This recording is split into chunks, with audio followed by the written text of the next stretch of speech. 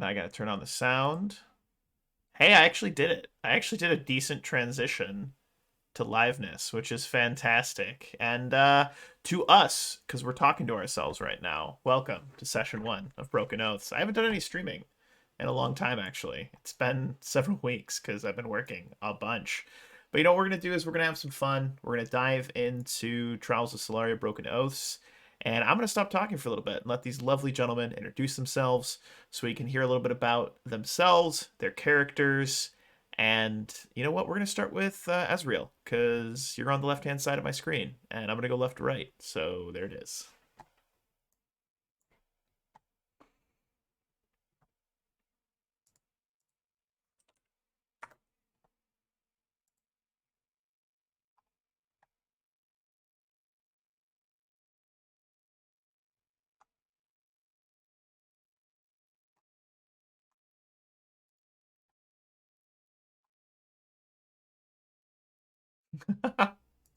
With a troubled past, dark and troubled past.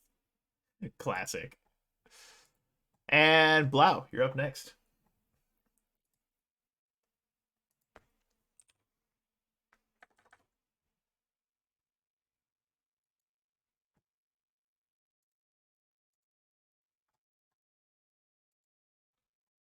Pretty like good childhood, stable family. That's wonderful. That's absolutely wonderful. I just believe in bringing order and good things and money and things like that, and Abadarian principles. It's all good. It's all good. You know what? And you know who may or may not have a troubled past? Axel. Maybe his character as well. We'll find out.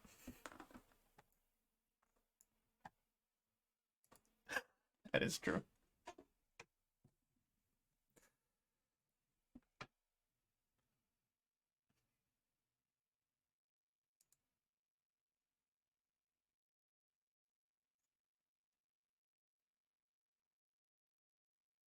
I like it. I like where your mind's at. I like that it's mysterious, but not really mysterious, because business people, they do a lot of things. You know who else does a lot of things? Drubaka's. Let's hear a little bit about Drubaka real quick.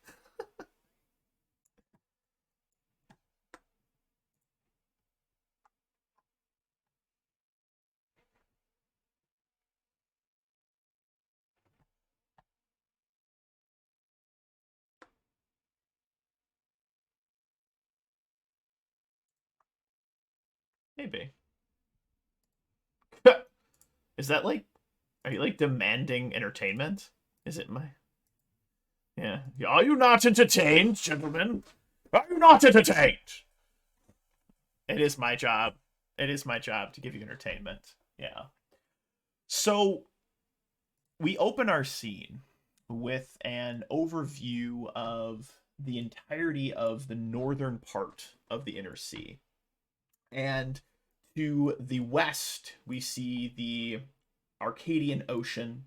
You see the Eye of Abendengo, and as we pivot up to that northern part of the inner sea, you see the inner sea itself, and then we swoop down over, and we actually do a bird's eye view over Absalom. We pivot up, and then we start to head north, passing over Teldor. We then pass over the Verduran Forest, and then eventually, as we pass over the River Kingdoms, you see all of these rivers, small little towns, etc. We come to settle on a kingdom known as Solaria, or at least for now, known as Solaria. Wow, would you really do that, Brian? Give me a +5 to my next roll? Awesome. That is super crazy. But as we zoom down into this city known as Sunspire, you see that it is a sprawling city with high walls made of stone.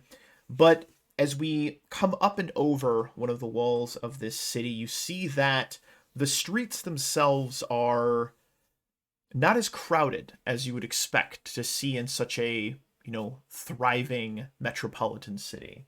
We see that there are these masked individuals who are walking the streets. You see citizens themselves, maybe a small vendor here and there, someone peddling wares, but there is a nervousness in their face.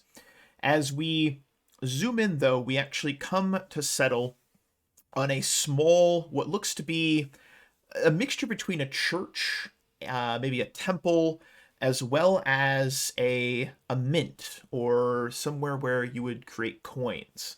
And as we zoom in and we actually go in through one of the very beautiful, stained glass windows with a symbol of a golden key, we actually come into a small room where we see Blau's character standing in front or sitting in front, depending on how you so choose, a what looks to be a cleric or perhaps even a paladin of Abadar. This man has a golden bandage over one of his eyes. He is sitting in front of a desk. There are stacks of paper in front of him, but all of them are neatly organized and, lockstep and key. On the wall, we see a very ornate golden crossbow with these, kind of jeweled inlays, but it almost looks a little bit dusty. And he's just finished writing this, on this scroll. He's got this quill. He's just writing it out, and he's rolled it up, and he's passed it to Eckhard. You have your orders. You are to leave post-haste. Do you have any questions?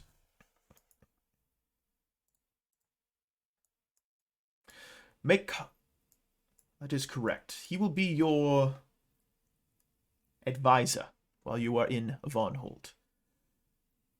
He leans back in his chair for a moment. He's giving you kind of this long look, and as he does so, I want you to go ahead and make a sense motive check, if you would. I get +5 to my next roll. That's cheating. Sense motive, 19.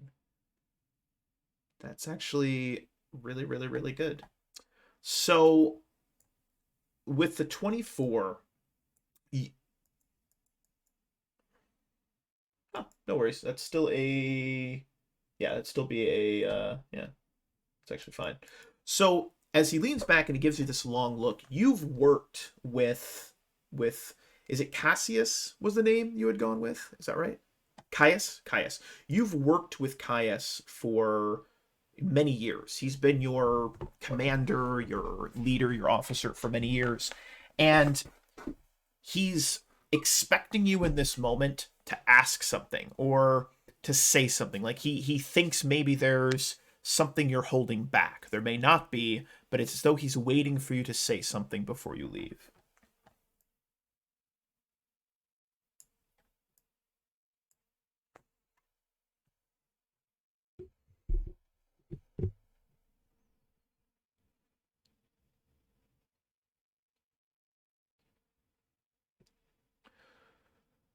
Ever since these apostles took over as the de facto rulers of this kingdom, information has traveled slowly from the other cities. I realize it is not something that you would normally do, but I would like you to keep your eyes and ears open. In public, I think we should maintain neutrality.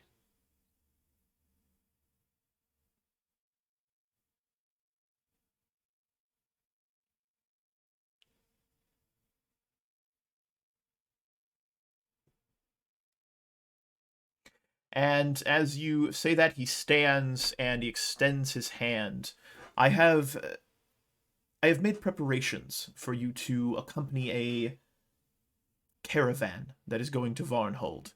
It is a mixture of both merchants as well as some of these apostles of the Arcanum. Keep your nose clean, as I know you will, and be safe. And he extends his hand to shake yours. Mm-hmm. Perfect. And as you head out into the streets of Sunspire, as I described before, are not empty, but again, there's just less people than you would expect. It is afternoon, early evening, maybe about 4 o'clock. This is when you'd see folks getting off work, maybe some, evening vendors, street urchins, things like that would be around. But ever since the Apostles of the Arcanum arrived, attacked the palace, took over, Godfrey instilled himself as the king and god king of this kingdom, there's been a cleaning up of any sort of, vagabonds and there's also been a lot of just patrols of these masked individuals with these masks and these hoods. And as you make your way towards the North Gate, that is where your commander had mentioned this caravan would be. I'd like you to make a perception check for us, please.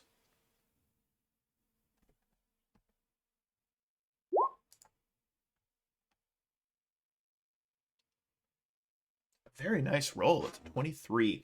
As you are making your way towards the northern gate of Sunspire, you notice that there are two individuals that appear to be following you. It's been about a 2 to 3 minutes, roughly 4 or 5 blocks that you've passed, through these side streets.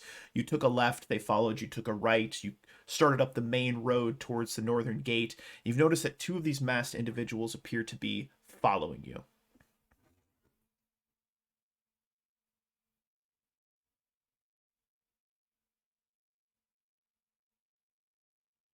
Mm-hmm. Mm-hmm. Mm-hmm.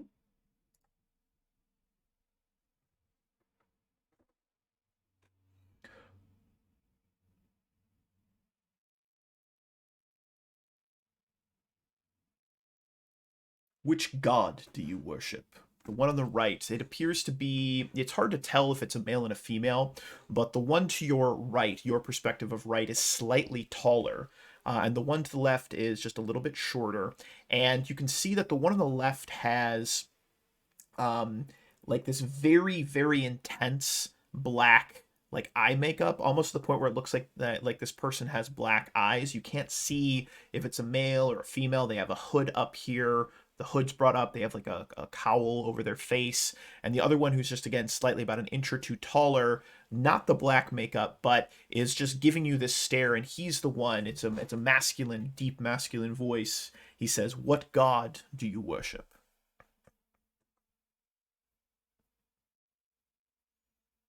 Mm-hmm.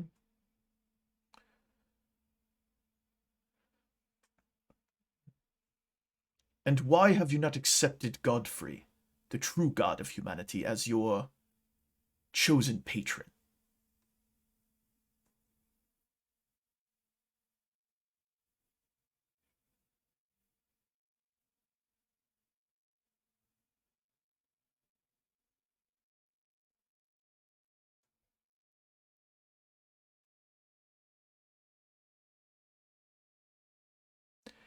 And you can see the eyes of this man start to narrow, and you get this feeling of like almost hot breath as he lets out this almost exasperated grunt.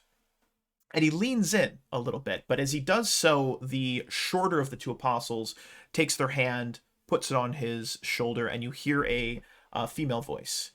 "We don't have time for this. We must get to the caravan."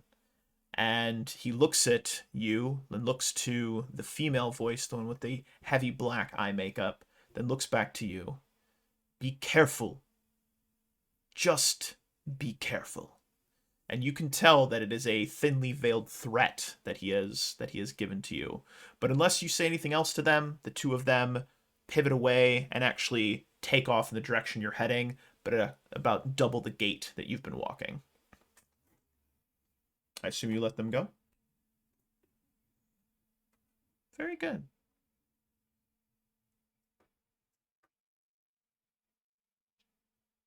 Mhm. Excellent. And as that scene transpires and you begin walking towards, you actually see that there is a group of, there's a couple of like wagons. Some of them are covered, some of them are open. It looks like both supplies. There is a number of apostles that have gotten onto that. You actually see one of the clerics. So the apostles I'm actually going to show you some images so that you can actually see what these folks look like, just to give you an idea of what they look like, because I think that is a good thing. So the generic apostles that you would run into on the streets. So these are like low-ranking foot soldiers, things like that. Your low-ranking foot soldiers look like this. So they have maybe a sword or a club or maybe a mace at their side. Some do have spell books. They have these metal bracers that they wear, and each of those metal bracers on both sides has this. It looks like a lantern that has this blue flame coming out of it, which you've come to realize and know that this is the symbol of Godfrey, or his holy, or just his symbol, his god symbol, as it were. And then kind of moving up the ladder, these are like more kind of like the sergeants, but they call themselves clerics. These would be ones who might control or be in charge of a group of, initiates, as it were. These would be the apostles, the clerics of Godfrey. Now, one of these individuals is sitting on not a ornate cart. It is just a simple wagon. And he's sitting there, or she's sitting there. You can't tell because they all wear these masks. You see it's got like these red kind of gem-like eyes. They almost look like they're glowing, but not quite. But as those two in front of you approach, he makes some motions, they make some motions, and they start getting about a half a dozen of these apostles onto this wagon, getting ready to leave. In addition to that, you see a couple of merchant-like folks, as well as what looks to be a cart with two individuals that are bound, and tightly bound, and they have hoods over their heads. And there's two apostles that are kind of standing very close to this cart, guarding these two individuals. But we're actually going to pivot over, and it's Venoir. Am I saying that right, Brian? Venvoir. I'm going to call you Ven. Venwivar. Venwibivet. You always use complicated names like Fandelver. It's fantastic. But Venwivar, you are actually at the front of this caravan, and as you've been, I believe you hired on, is what we discussed. You had hired on as a maybe a horse hand or just like a caravan hand, just to kind of help move it ahead. As you are milling about, go ahead and just, give us a perception check. So imagine, if you will, that this caravan of carts and wagons is about 4 long. So between where the two apostles just arrived and got with the cleric of Godfrey, you would have roughly maybe 50 feet distance from them. But with a 25 perception, you actually, although it's hard, you recognize one of the taller of the two. So this taller person, you actually recognize this man as someone that you have interacted with in maybe a convoluted and I don't know, what was the phrase you use as far as your past? Shadowy past. You actually recognize troubled past. That's it. You recognize that those narrowed eyes. But what you also notice is that the person that this tall apostle of the Arcanum, this initiate, is with, this heavy black eyeshadow, there's something familiar about the way this person is carrying themselves. It in a way, it almost reminds you of how you have felt relatively recently. And I want you to go ahead and make a sense motive check as you actually make eye contact with this person, and she locks eyes on you, you lock eyes on her, just for a split second.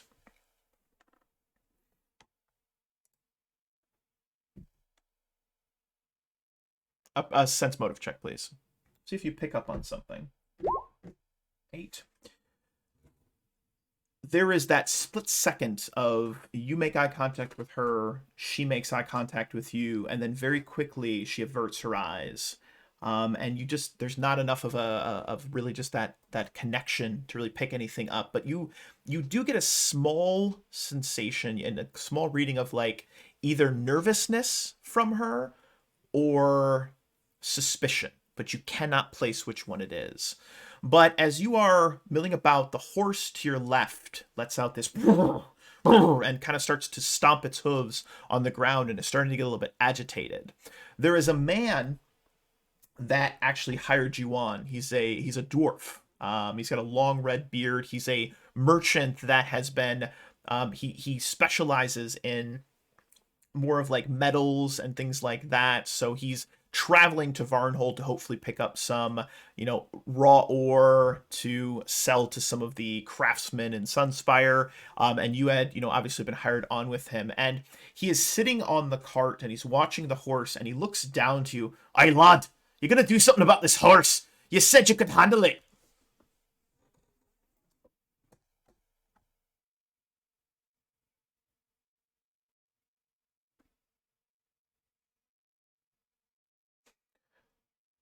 Handle animal check, please. 19. Now, is that a flat roll? Because that is fantastic. You had some. Okay, I was about to say if it wasn't, I was gonna be like, that is fantastic because like you got super lucky. I was really hoping to freak out. But as you begin to brush the horse, you are brushing it, and as you're going through that long mane, and the horse was getting a little agitated for some reason. You really couldn't tell, but it starts to calm down and it lets out that kind of just like a horse. It almost sounds like when a horse does it when they're like just like relaxing or maybe like they were exasperated, but they're just letting out that stress. And that one hoof that was, pawing at the ground starts to calm down and eventually the horse settles. As you are brushing this horse though, the dwarf looks over to you. "So, why horses? You don't seem to be the, well, maybe I shouldn't ask that question. You seem out of place. Though you did do well with Bessie here."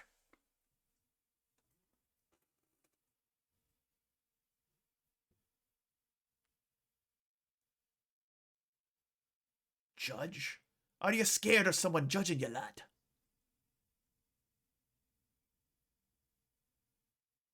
Give me a bluff check.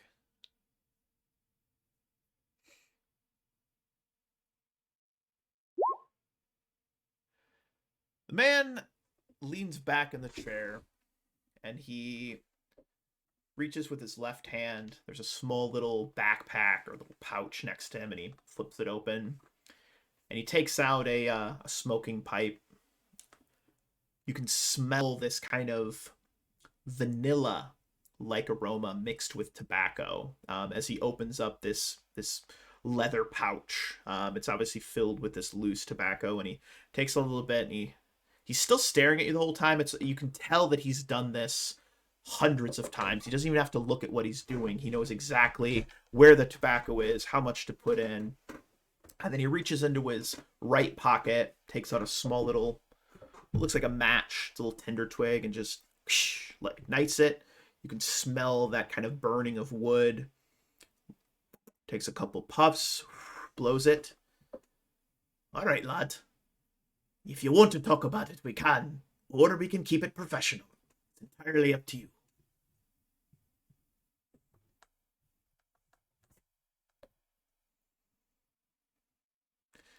"Fair enough."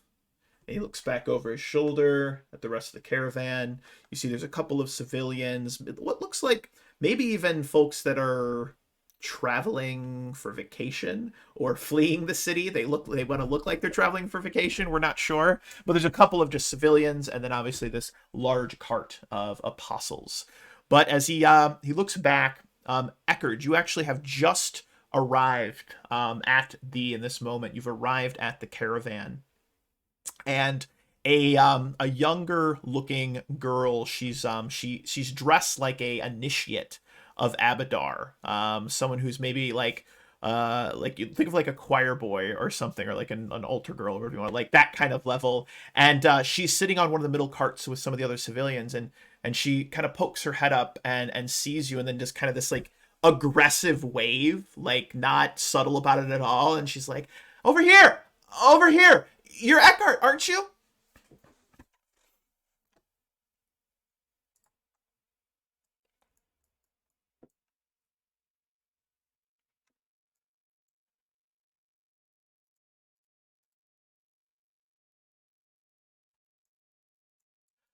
Oh, uh, my name is Sarah, and I am an initiate of Abadar, and it is a I'm sorry, sir. And she like does like a weird half bow curtsy thing, and then like almost falls off the cart, and one of the other people like grabs onto her, and she's like, I'm supposed to I'm going to I'm going. Okay, I am to be your squire? No, that's not the right term. Initiate? No, that's not the right term. That's the apostle thing. I am to be your assistant, I think, is what I was told. I'm new to this. Sorry, it's like my third day. Hi.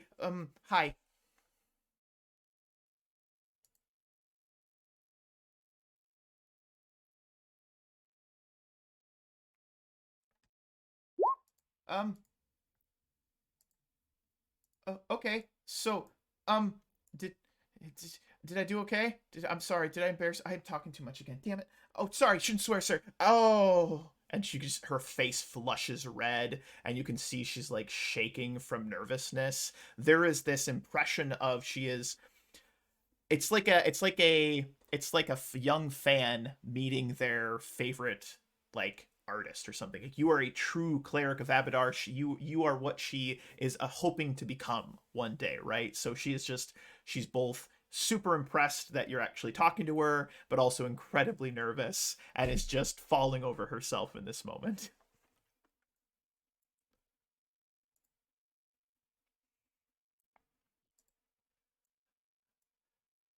Ah! Oh, you're funny. Oh, and you're nice. Oh, my last cleric, he wasn't very nice. He actually fired me. But then Caeius, Cassie, I always say his name wrong. Damn it. Oh, I swear again. Shoot. And then this goes on for a little bit back and forth as then suddenly the carts, the dwarf up at the front looks back and says, "All right, lads, let's head out." And does the little circle thing with his hand, and there's that jolt, and she like falls onto her tuchus, and looks over and just smiles at you, and then goes back to talking to some of the other people that are on this cart. There's about 4 or 5 of them in this particular cart with miscellaneous personal belongings and items and things like that. But as the caravan starts heading out, we watch as this caravan heads out. Then you are at the front. Would you be riding along with the dwarven patron?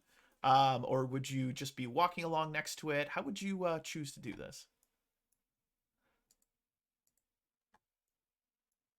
Mm-hmm. Mm-hmm.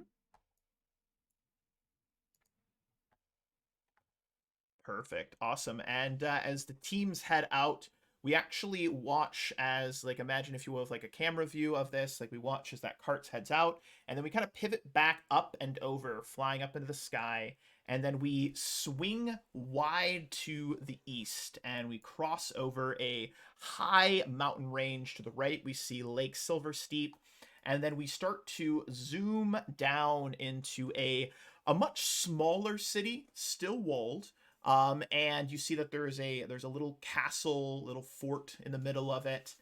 It is along a very shallow river, and it is almost like it's being hugged by the mountains. And this is the city of Varnhold, which I'm going to go ahead and just zoom you guys in on here just for a moment. And as we zoom into the city of Varnhold, we kind of fly down very low to the streets, and unlike Sunspire, which has these, it was very sparse streets, there wasn't a lot of people. Varnhold at about 4 or 5 o'clock in the evening is bustling. There are plenty of people out and about. There's vendors, there's some performers. You see a lot of what look to be blue collar workers. So you've got miners, there's some farmers that have come to town to perhaps, sell supplies or food and trade for, gear and tools. And then you've got a mixture of also the Varnhold guards. All of them are dressed in a very simple kind of, just, maybe a breastplate or chainmail. And you see that about half of the guards that you would see in the streets, just, town guards, half of them still are wearing what looks to be like a Sunspire, which is this golden kind of sun like tabard over their clothing, but the other half are not. And there's no animosity that you can directly pick up on if you were to be viewing them, but there's definitely a groups of guards that are wearing it and groups of guards that are not at this moment.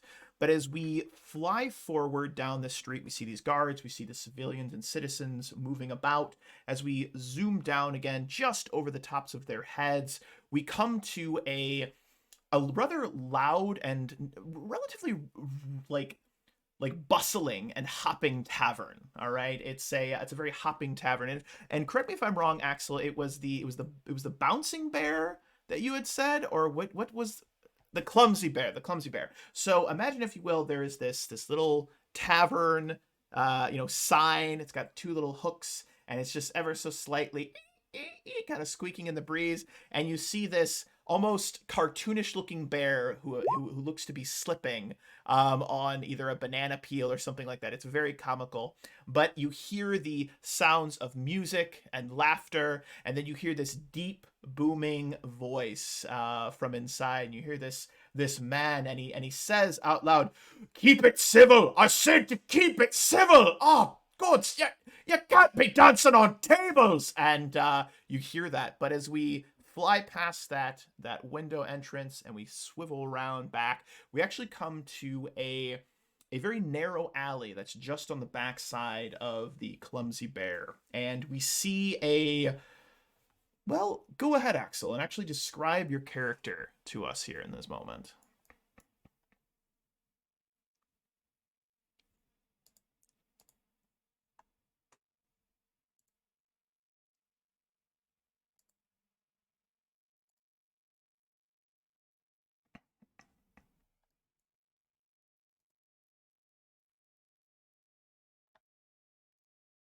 Okay.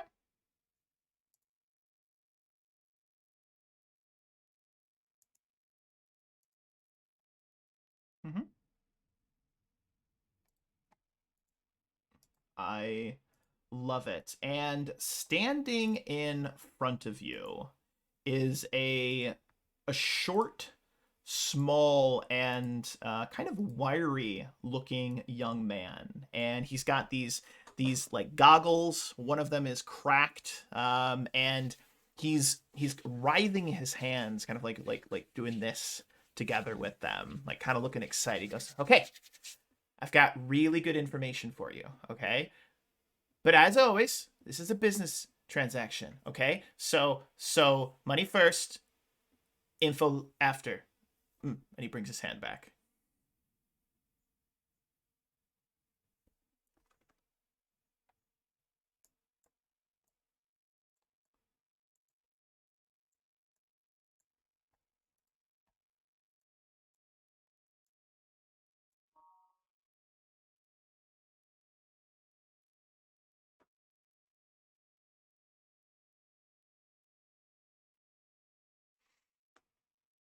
And with this hungry, like, oof, he brings it back, takes it, puts it into his shirt, does like 1, 2, 3, 4, make sure it's still there, it's solid. Okay.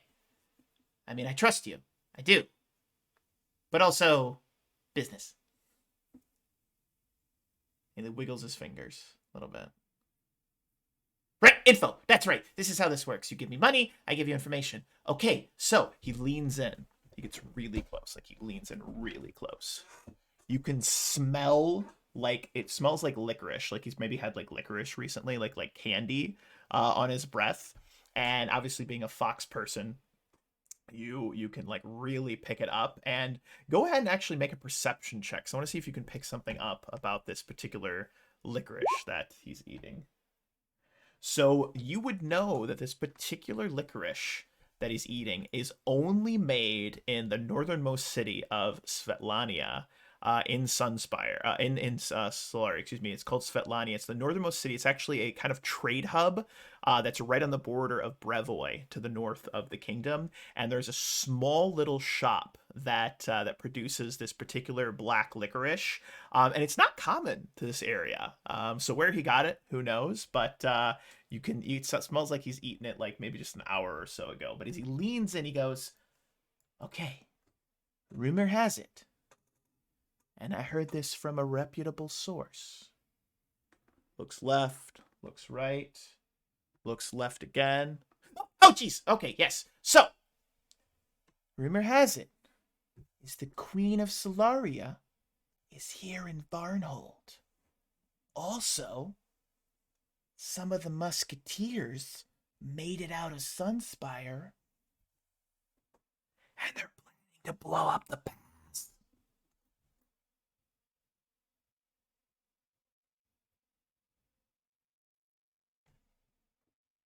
He takes his hands like this in front of him.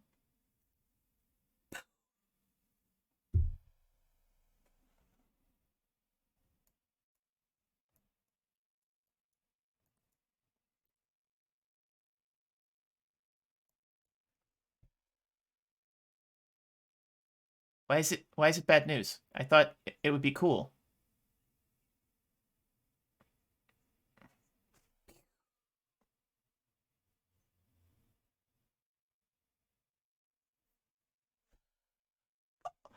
Oh yeah, that's the part that I forgot to tell you about. They're gonna wait for the caravan to come because apparently there's some apostles coming. They want to kill him, I think, or at least that's what the guy told me. He was very drunk.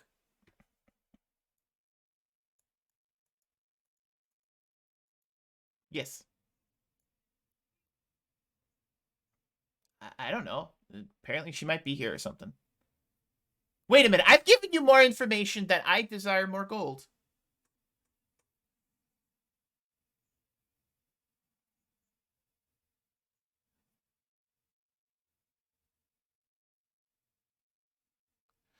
The young man takes his goggles, puts them over his eyes very slowly,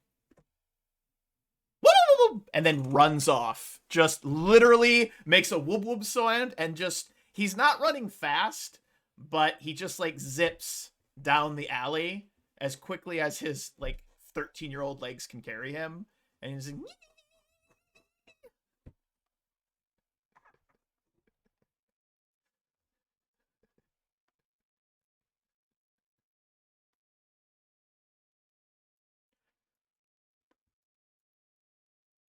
brilliant. Mm-hmm. I love where your mind's at. And we're actually going to leave that scene there just for a moment as you run after your friends. Here, informant, friend, friend. We use the term friend loosely, but I digress. So, and then we're gonna watch this as you know, they turn into a fox, zip after him. He's still going and just like running away. And as he runs off, and then they chase after him, we're gonna again go back to that bird's eye view where we zoom out, and then we're going to pivot east. And as you look to the east, you would see the Dunsward, which is just a large swath of open plains. There's a couple of farms that are surrounding Varnhold, but there's a lot of just open plains like you would see in the Great Plains of America. But these plains, and you would know this, anyone that lives in Solaria would, these plains were given to a tribe of centaurs that had originally come from Iaboria, because they had gotten into some fights. There was some tribal fighting, and then they had traveled to the west, and through a alliance of sorts that was made, at least a tentative alliance between their leader, their chief, her and King Frederick. They had been given full reign of a large area. If you look at these hexes on the map, anywhere from 2 hexes in from the border, 2 to 3 hexes in, basically all the way up to the border of Varnhold itself, is theirs to use as they see fit. And this was an agreement made by Frederick, as well as their chieftain. But we're gonna kind of zoom up and over Varnhold, and then we're gonna come back down and just a few miles outside of the city of Varnhold, where the plains start to get a little bit more hilly. We're gonna zoom in and we're gonna see a. Well, Drubaka, why don't you go ahead and describe Bix to us here, just for a moment.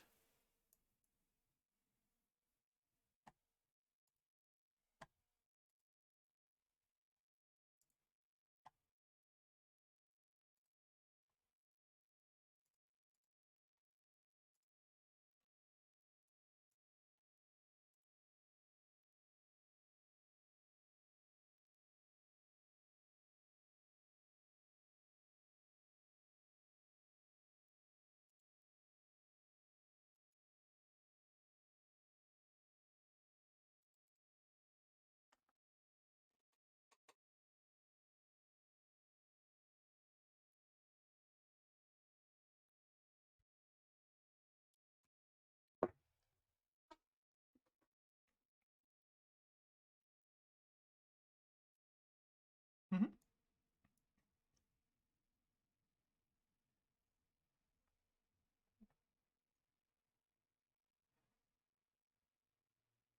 Mm-hmm. Now, as the two of you are crouched, just it's just starting to get hilly, so you can, like, if you were on all fours kind of doing an army crawl, you could get up and you could just see over the edge. And as Bix and the weasel are just crouched low, the weasel, who's about the same size as you, Bix, is crouched low. It's looking up and it's like sniffing the air. You would recognize this for your weasel. You'd recognize that this is when he smells something, like if you're hunting. He's got that like that twitch in his nose, and his little whiskers are kind of like he's very intrigued as to what's over the ridge. And you've noticed that there are 3 centaurs, roughly 150 feet away from you, just over the crest of this other ridge. And they came up. You could see that their upper torsos, their humanoid torso, upper body, and then the horse like lower body, they came up, and they're all spaced about 10 feet apart, and they're just looking in the direction of Varnhold. Varnhold would be directly behind you. You can just ever so slightly hear that kind of roar, that murmur, that you would hear, that very dull, like you can hear conversations going on, but you can't make out anything because it's too far away. And then you would see that as they're all standing there, they've got, they're very not wearing armor on the front. They've got painted, like almost like looks like war paint. And actually, if you could give us a knowledge local really quick, I want to see if you can pick up on what type of clothing or like what they're wearing in this moment.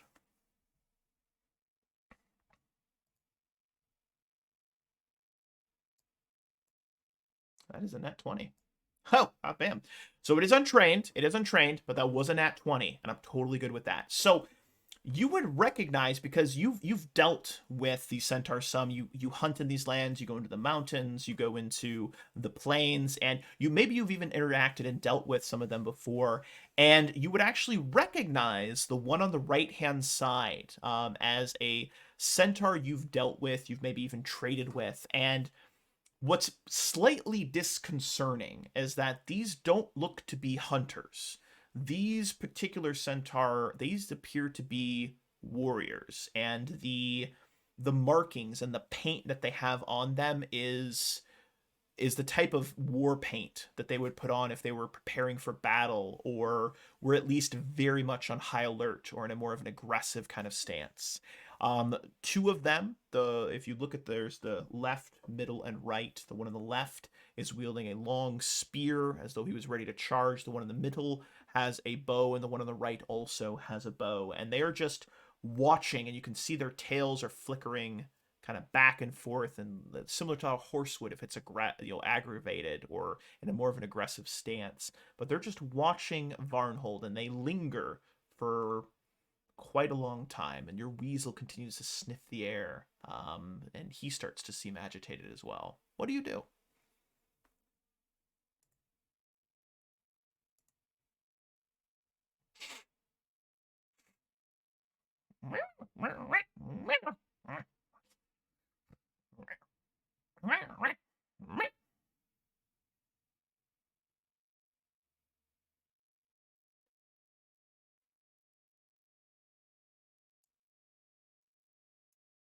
Mm-hmm.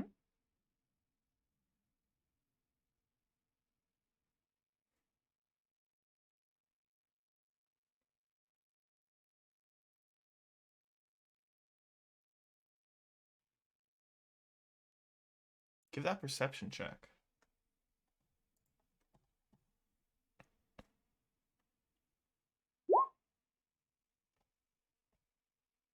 15. You don't see anything because you've backed up away from the crest of this hill. You don't see anything directly in front of you. What you do hear, though, is the sound of heavy hoof falls. Whether it's a centaur or perhaps someone riding a horse, you're not sure, but you're hearing very, very heavy footfalls, like horse hooves, and it's like a crap, crap, crap, crap, crap, crap, crap, crap. And it's coming from the north, which would be to your left. So you were staring east, be coming from the north, and you would know there's no roads that travel this direction. So whoever this person is, whether it's a centaur or someone on horseback, they're traveling very quickly from north to south. It's probably about roughly halfway distance between where you were and these 3 centaurs were.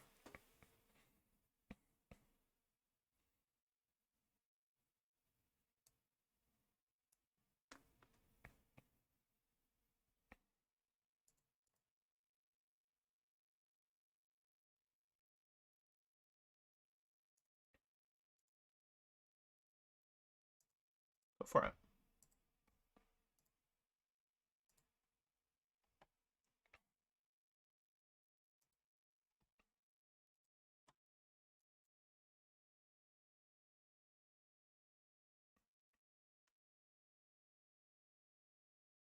Mm-hmm. Okay.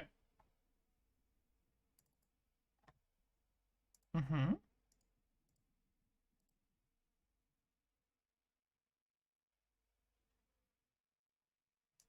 Mm-hmm.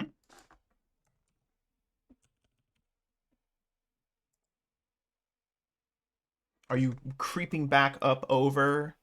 Are you creeping back up over, or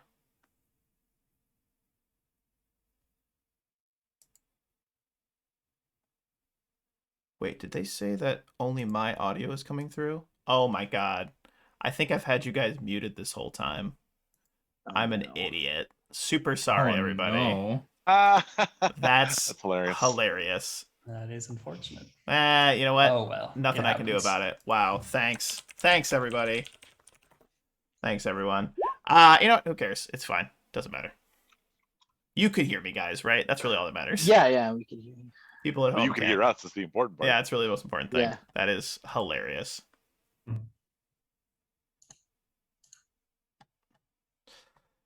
All right.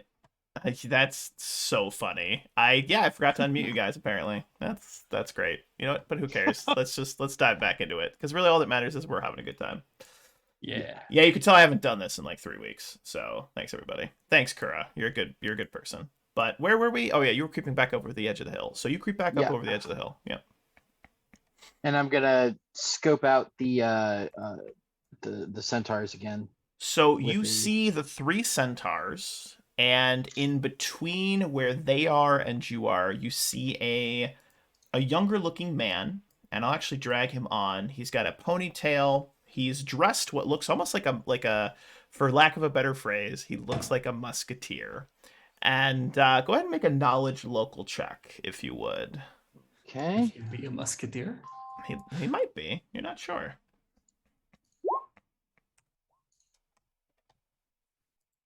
Who knows? Yeah, you're not sure who he is. You don't recognize him, but he is moving quickly, like in this direction, and then he stops directly in the middle of where you are and where these three centaurs are, and he like brings his horse to a halt, pulls him back, pivots around, and then he stares over at the three centaurs.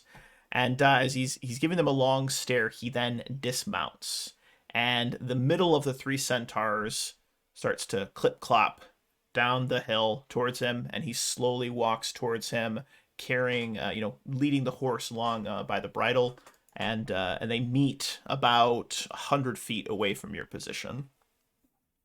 Okay. Let's see.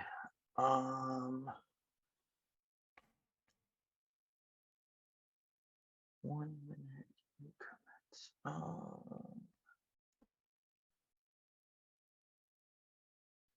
Okay, so I can only do it once per day. I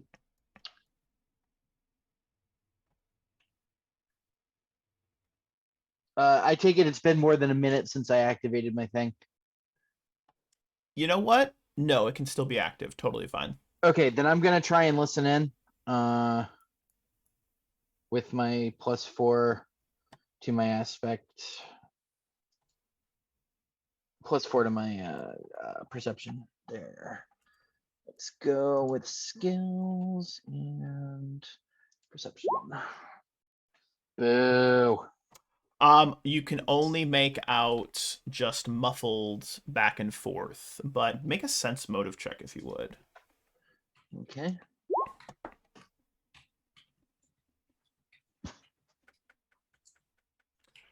The centaur that's speaking with this man, he's got a long rifle, a musket on his back, a sword, little sword at his side. The centaur seems agitated, and you can see the man looks to be pleading, but the centaur is having none of it. None of it. And there's a back and forth. The centaur stomps his front hoof down, looks to spit onto the ground.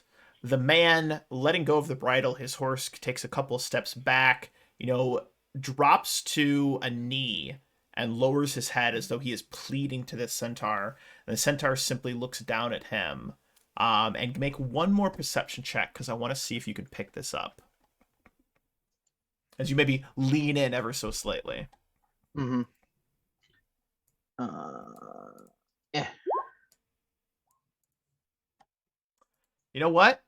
You hear the centaur, who speaks with his commanding voice. He says, "Our treaty was between King Frederick, and as I am to understand, he is no longer king, and thus our treaty is nullified. You will keep out of our lands, or you will be killed." And he turns and gallops back up to the hill, up and over it. The other two centaurs pivot, lead around, and this man slowly stands up, and you don't even need to make a perception check for this. You hear him say, "Fuck!" And he's not happy. He then gets back on his horse and starts galloping back towards Varnhold. But anything else you'd like to do, Bix, in this moment? I mean, I've got a full pack of pelts and some meat. It's probably time for me to go back to Varnhold anyways. So I like where your mind's at. I'm gonna follow him. I like where your mind's at. All right, cool. So we are gonna pivot back to the caravan that's been traveling north along the one of the highway-like roads. They are all paved, very nice. Sunspire and Solaria, they've all got very nice paved roads. Super top of the line. Maybe even Eckhard is impressed. We're not sure, but you all have been traveling for maybe 2 to 3 days. It's about a 4 to 5 day journey to actually get to Varnhold proper, but you've been traveling along the ways, and I want to just give you a moment. We're going to start with Eckhard here, just to you've got a couple of individuals. You've got the apostles. You've got your squire, your initiate of yourself, your little helper person, your assistant. All right, Sarah, and you're all traveling along. Would you be interacting? Would you be having any conversations, speaking with anyone, or simply just enjoying the scenery and making your way along the road? Eckhard is generally going to be focused on more or less eavesdropping on the apostles, see if he can determine what their purpose is in going to Varnhold. Okay. Let's have you make a perception check. So the carts and the wagons are not like far apart, but there's a decent space, maybe 10 to 20 feet between them as they're traveling down this road. And with a 15, how close would Eckhard be trying to get to this cart of apostles, this wagon full of apostles?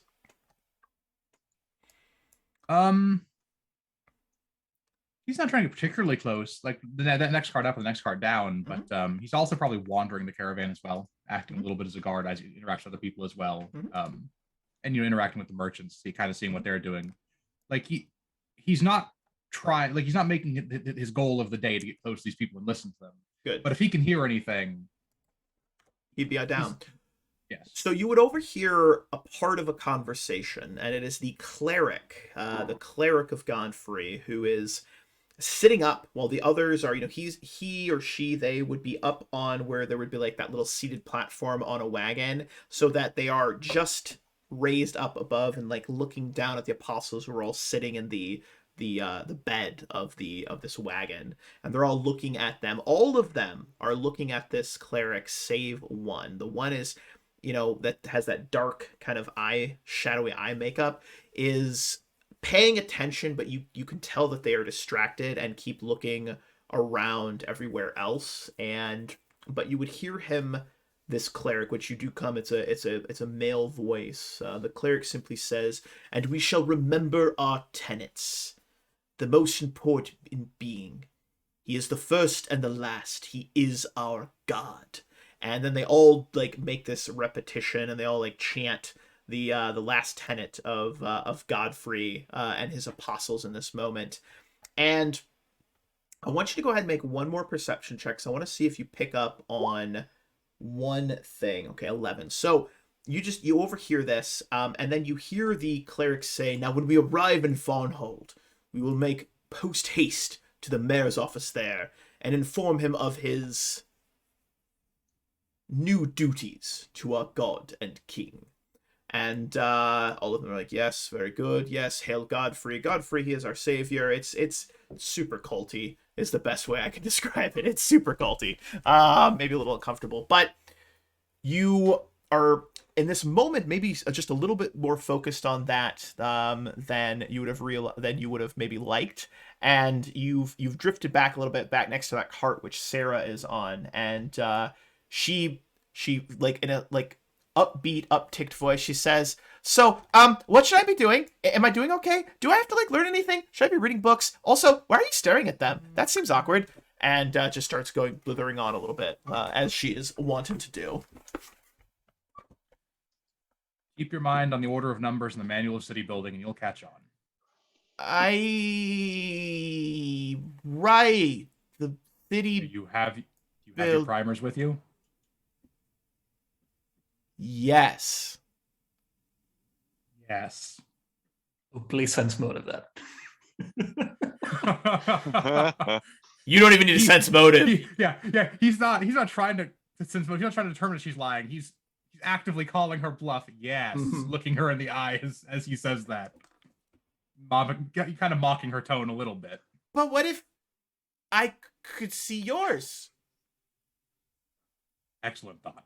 And he'll pull a pair of nice leather-bound books from his pack and say, "Study these while you're on the road, while you're on the wagon." She will take it and thank you, sir, master, sire. No, wait, what do I call you? Clericy person? Clerical? Clericity? Hi. I'm a tax master. Okay, tax master. Tax master. That's a cool name. I'll be a tax master one day. Mom's gonna be so proud. Ooh, the book, the gold inlay. It's so pretty. And she just starts to go off a little bit. But please, if you had something to say.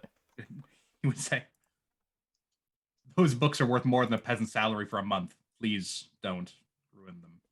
And then you see her like go to like lick her finger and like do it, and then she like wipes it off, and then very gingerly turns the page. I want you to roll a D100, please. Okay, that's hilarious Nice. because it was a 69. She Nice. gingerly Nice. turns the page, the cart jostles, and as you turn away, you hear a shh, the tearing of a page. And she quickly, you hear it go floop. And as you look back, she's like, it's very good. It's a very nice book. There's very interesting things in here. He hangs his head a little bit and he says under his breath, the price of the faith. Cleric's no mending, right? You're fine. It's fine. It's probably okay. No big deal. Not a big deal. I get 2 spells. Nothing a day, wrong. It's fine. Nothing wrong with that. That is he would, however, make a point of giving a sermon with the black eye makeup woman. I like that. Within earshot. And what would he say Him that during night. this sermon? It is the duty of the citizens of a nation Duty. to serve not only that nation but its ideals. And usurpers rarely have the ideals of a nation in mind. Something along those lines. Something pithy, not saying a whole lot, just kind of denouncing Godfrey without denouncing Godfrey. I like where your mind's at. Shit. I like where your mind's at. That is good. Oh, that was a heal, not a knowledge religion.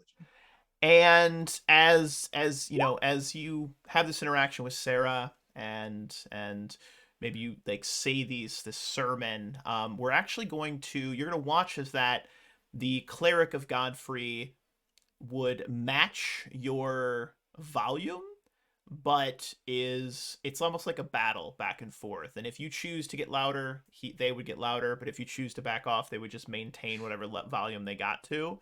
And there's maybe a little bit of a back and forth. It's not aggressive, but that man with the scowl, his narrowed eyes, you see him after the cleric is done, giving you this very long, aggressive stare. But the woman with the black eye shadow in this moment actually hops off the cart, and you hear her say something to the cleric. I'm going to go and check with the caravan leader and make sure that we're on schedule.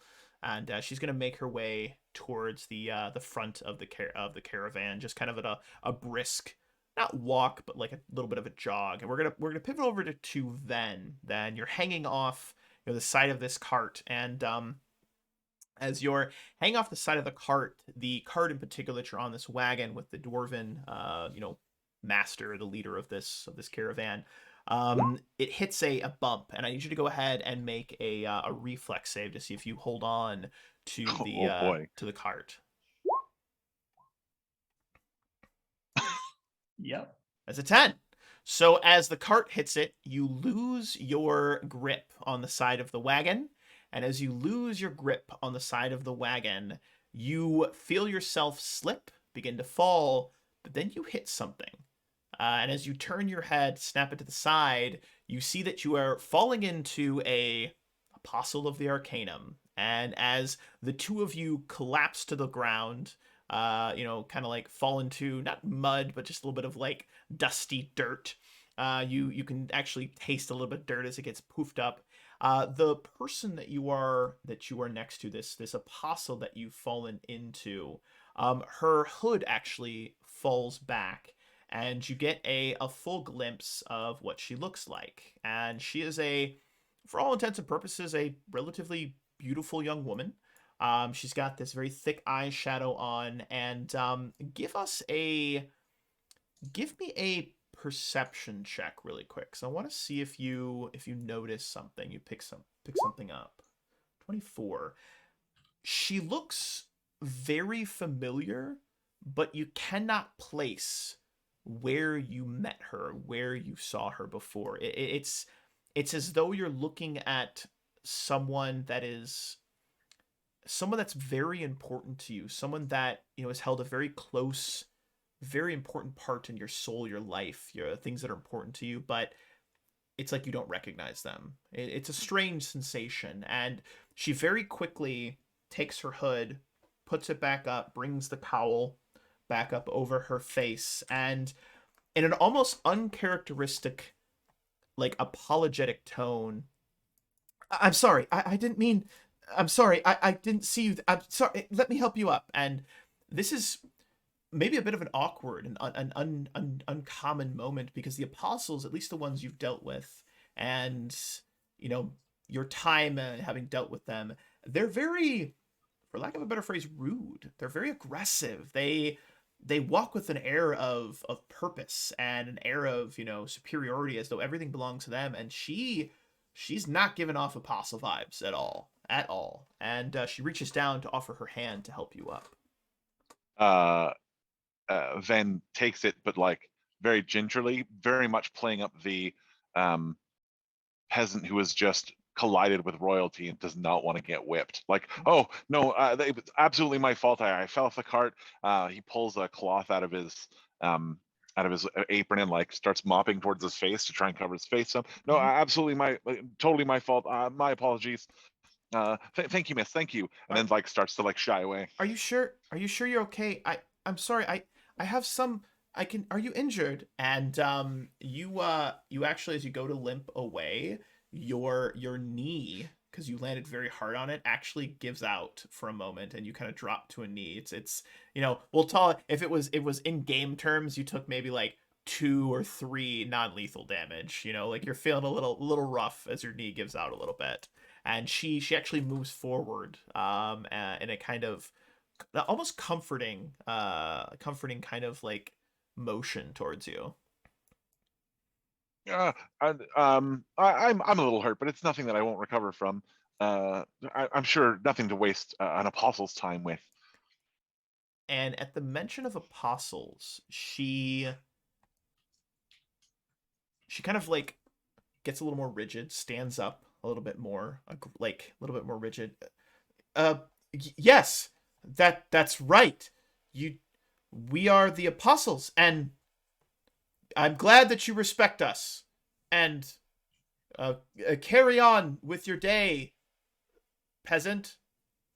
It is so forced that it's almost ridiculous the way in which she says it. And she like straightens herself up and tries to look intimidating, but even with the cowl and the hood, she's not looking that intimidating in this moment. But do you continue to slink away, or do you engage? Oh, like no, because even slinking away would be like he's just like on the ground, like please, no, please, just not moving, just. And then she lets out a heavy sigh. This is ridiculous. Let me at least help you up. And she moves over and helps you back onto your feet. If Godfrey taught us anything, it's that we need to help humanity, not push it down into the mud, dirt, and just get up and let me look at your knee. And the carts are like traveling by, and it's at the point where Eckhard, you're actually watching this interaction happen. And as you start to pass by, she actually looks up to you and says, "You, cleric, do you have any ability to..." That's a dumb question. Of course you have the ability to do it. Have you prepared or readied any healing magics today? I believe our horse person, what is your job here? He's injured. Groom. Just a groom, miss.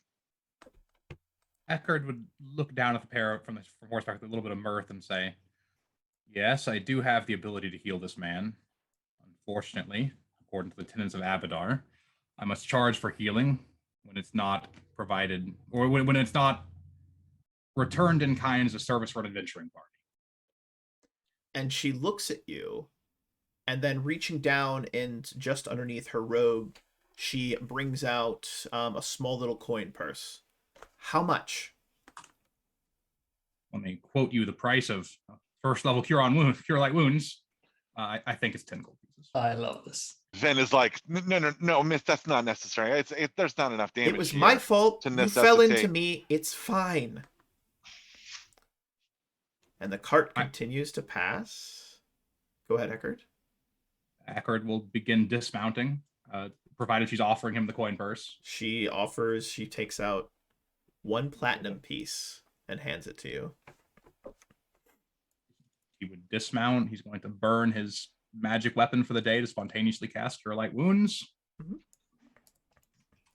And as the cart containing the apostles starts to pass by as you reach down and begin to cast healing magic. Then you see once again that man that you recognize, and he is looking down at this interaction with some very intense intrigue as the apostles' cart comes to a halt.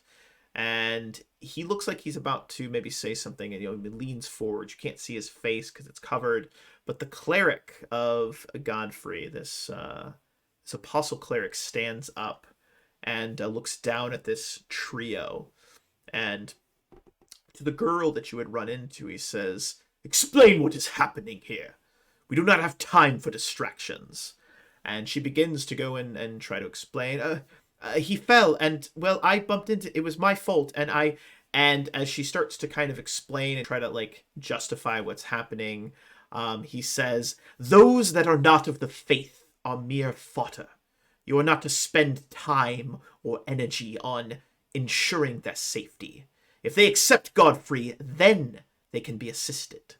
And she's like, "Of course, I'm sorry, I misunderstood. I thought..." And she looks down at Ven as Eckhard is casting the spell, and Ven, your leg is feeling significantly better as this golden, energy magic flows through it, healing you of your wounds. And she looks down at Ven and says, "But you have accepted Godfrey into your heart, have you not?" Yes, of course, miss. Godfrey is Lord above all. "See, I was simply helping one of the faithful." And you hear a huff from the cleric, and it's "I don't really believe you, but in this moment, we don't have time to waste." So he looks down at the pair, looks to Eckhard, and then his red glowing eyes linger on Eckhard for a moment. You've had time now to stand back up, and you get the impression like he wants to say something to you, but he just stares at you for a good solid 10 seconds. Do you say anything or simply get back onto your horse? Eckhard smiles up to the cleric and says, "Surely the benefits that Godfrey claims to give to all humanity extends beyond his faithful." Certainly. Of course. And I don't mean to tell you your business, though, sir. And he, you can feel him glaring at you through the mask, but he turns, he points over, "You, initiate, back on the cart."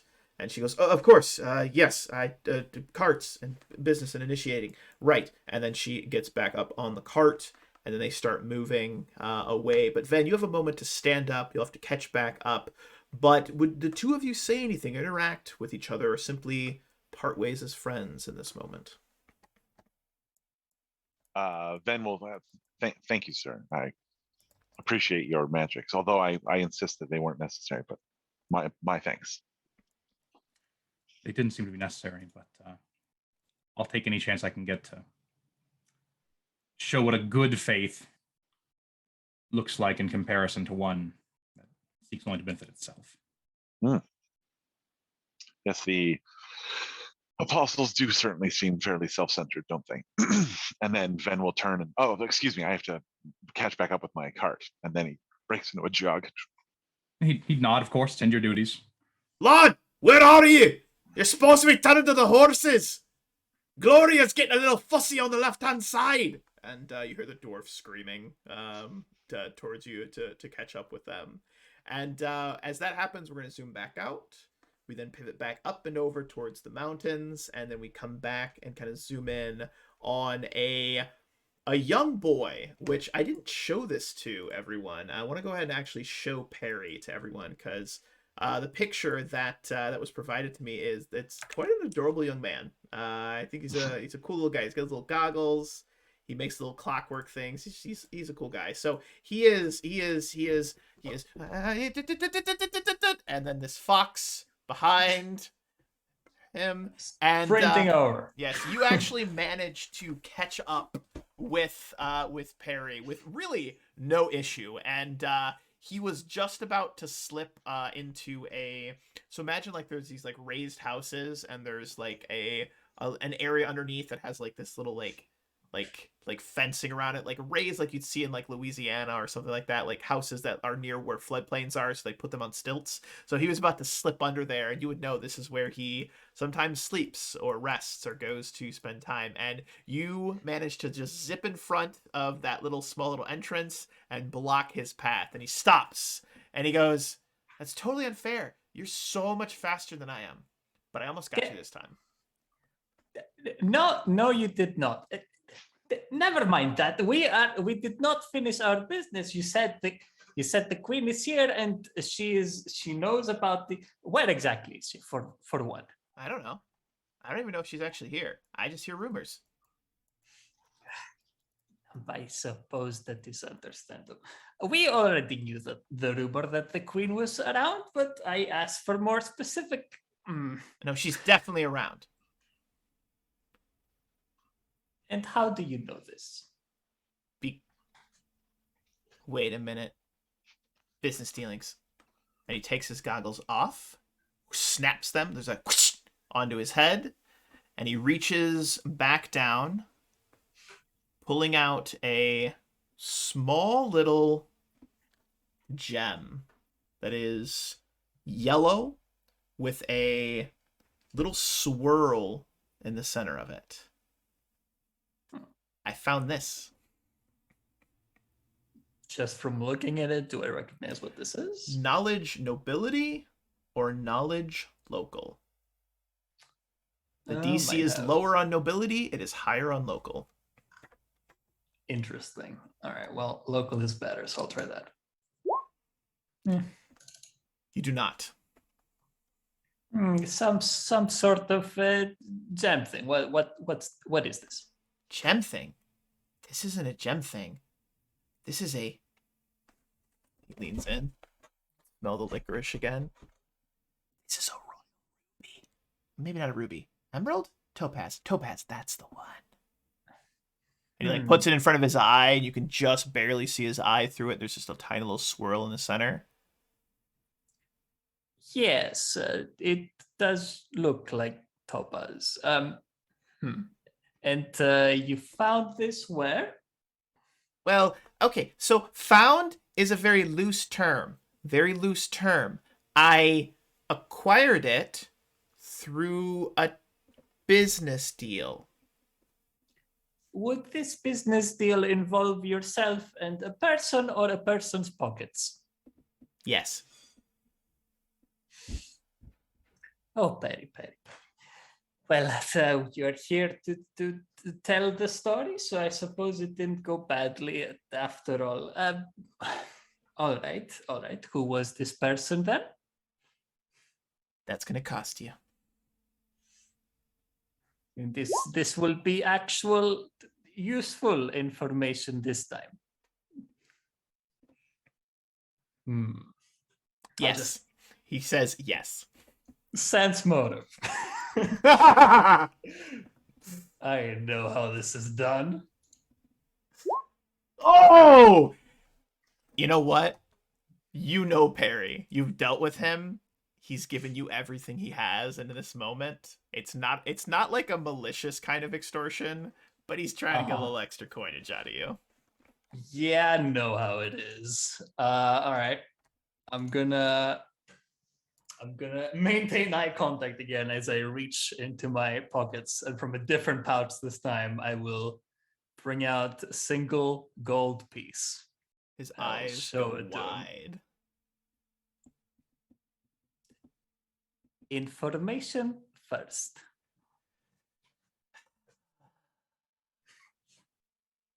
Okay, there was a guy, I think he might have been a musketeer. You know the king, they had those musketeer guys, like the guys with the boom boom sticks? Yeah, okay, I think he was a musketeer, but he was very drunk. He might have also not been a musketeer, but he said the queen is, well, not in Varnhold, but near Varnhold. Also, she's actively, like, putting, like, she's, that's really all I've got. But he had this on his persons. Well, doesn't anymore because I took it. I mean, it fell and I found it. This is a legitimate salvage. Do you know where to find this person? Blink, blink, blink. Maybe. I will give you this if you tell me where. Clumsy bear. Coin, coin, coin, coin, coin.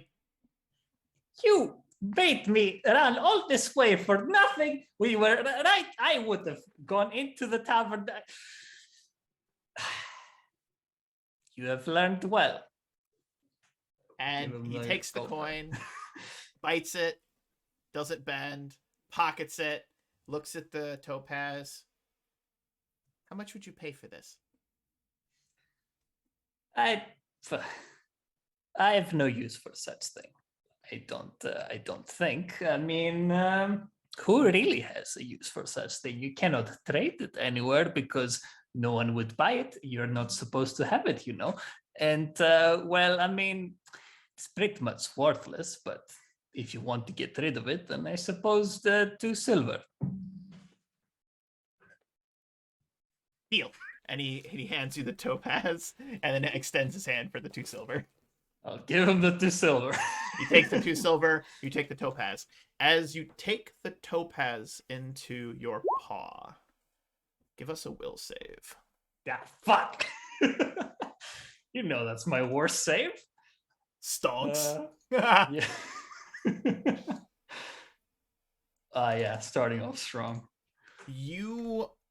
There is a tingle, like if you've ever shocked yourself in an outlet, or if you've ever like a very intense static shock after you've rubbed your socks all over the carpet for like 10 minutes and then you no, my fur. do something, your fur. You feel this tingle of energy in your fur on their arm. Your arm actually starts to stand up and you feel it go all the way up your arm, and your arm actually goes numb for a moment, and then it comes right back down.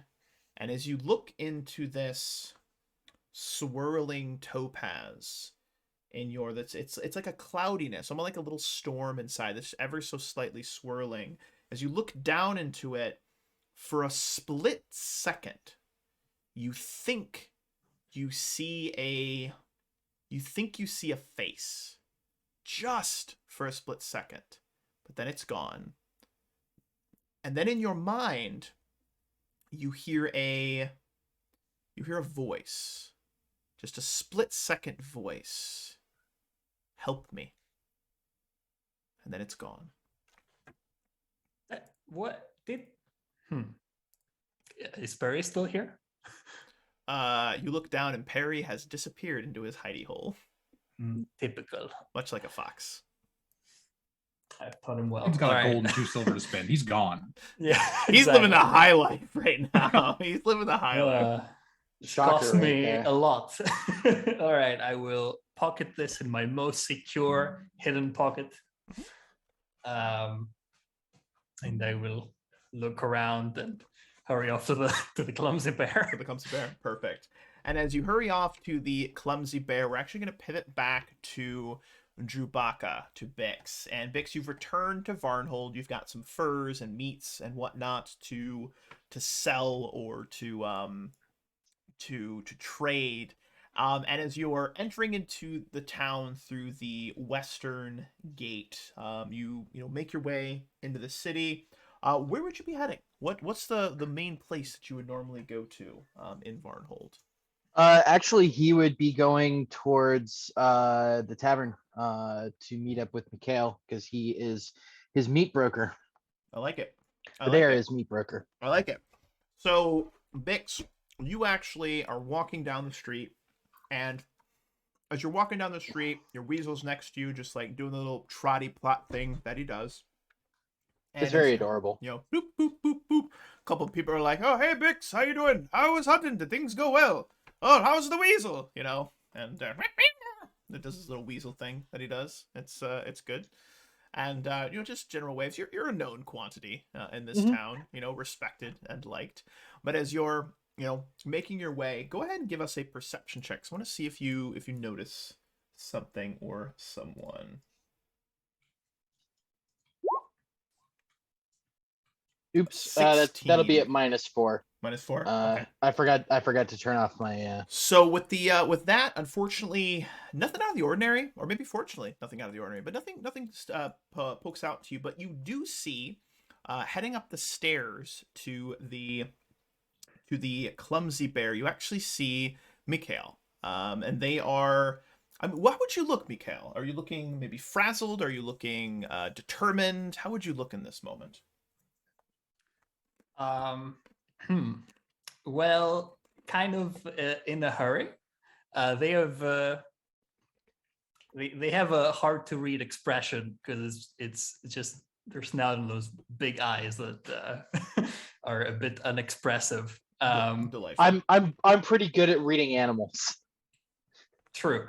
It's kind of my thing. Mostly from his ears and his tail movements, you can tell that he's in a hurry and sort of nervous. Okay. I'll let him get in the tavern before.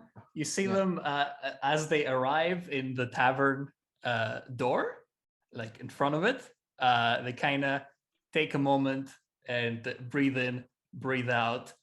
They like swing their hand in front of their face and they shapeshift into a whole different person. That seems to be like a humanoid, probably just a regular human man with a very normal face. Very generic son.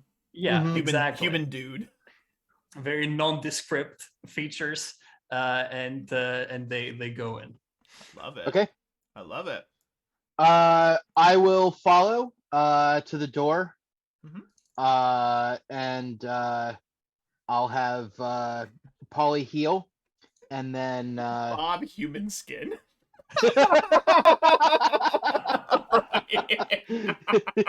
That was good, man. That was good. Bob human skin.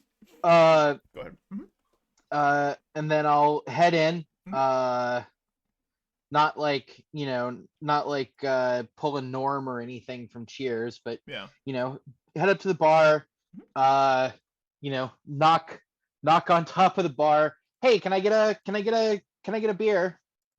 And then there is a response from a burly, very tall gentleman with broad shoulders, Sigbert, who is the owner and the proprietor of the Clumsy Bear, and he leans over since he has to, since the bar is so tall that unfortunately you have to like reach up and knock. Yeah, He leans yeah. over and he says, "Oi, Bix, did you have a good haul?" Oh yeah. There's some good some good hunting right now. The usual then. Yeah, please. He leans back over, and what is Bix's usual drink? It would be like a strong ale, not like dwarven ale, but strong for a human ale. Mhm. And then a 50-50 watered ale in a bowl for the Weasel. I love it. And he will take both of those, slide them across, and he kind of leans over and he says, "I assume you're here to meet with your contact, as it were?" Yeah. Haven't seen him. It's Bit strange. Usually here this time of night. Yeah, he usually is. Well, I'm gonna go find a seat, and if you see him, tell him where I am. And then he takes his giant, oversized mug, Oh, huge. It's as big as his head.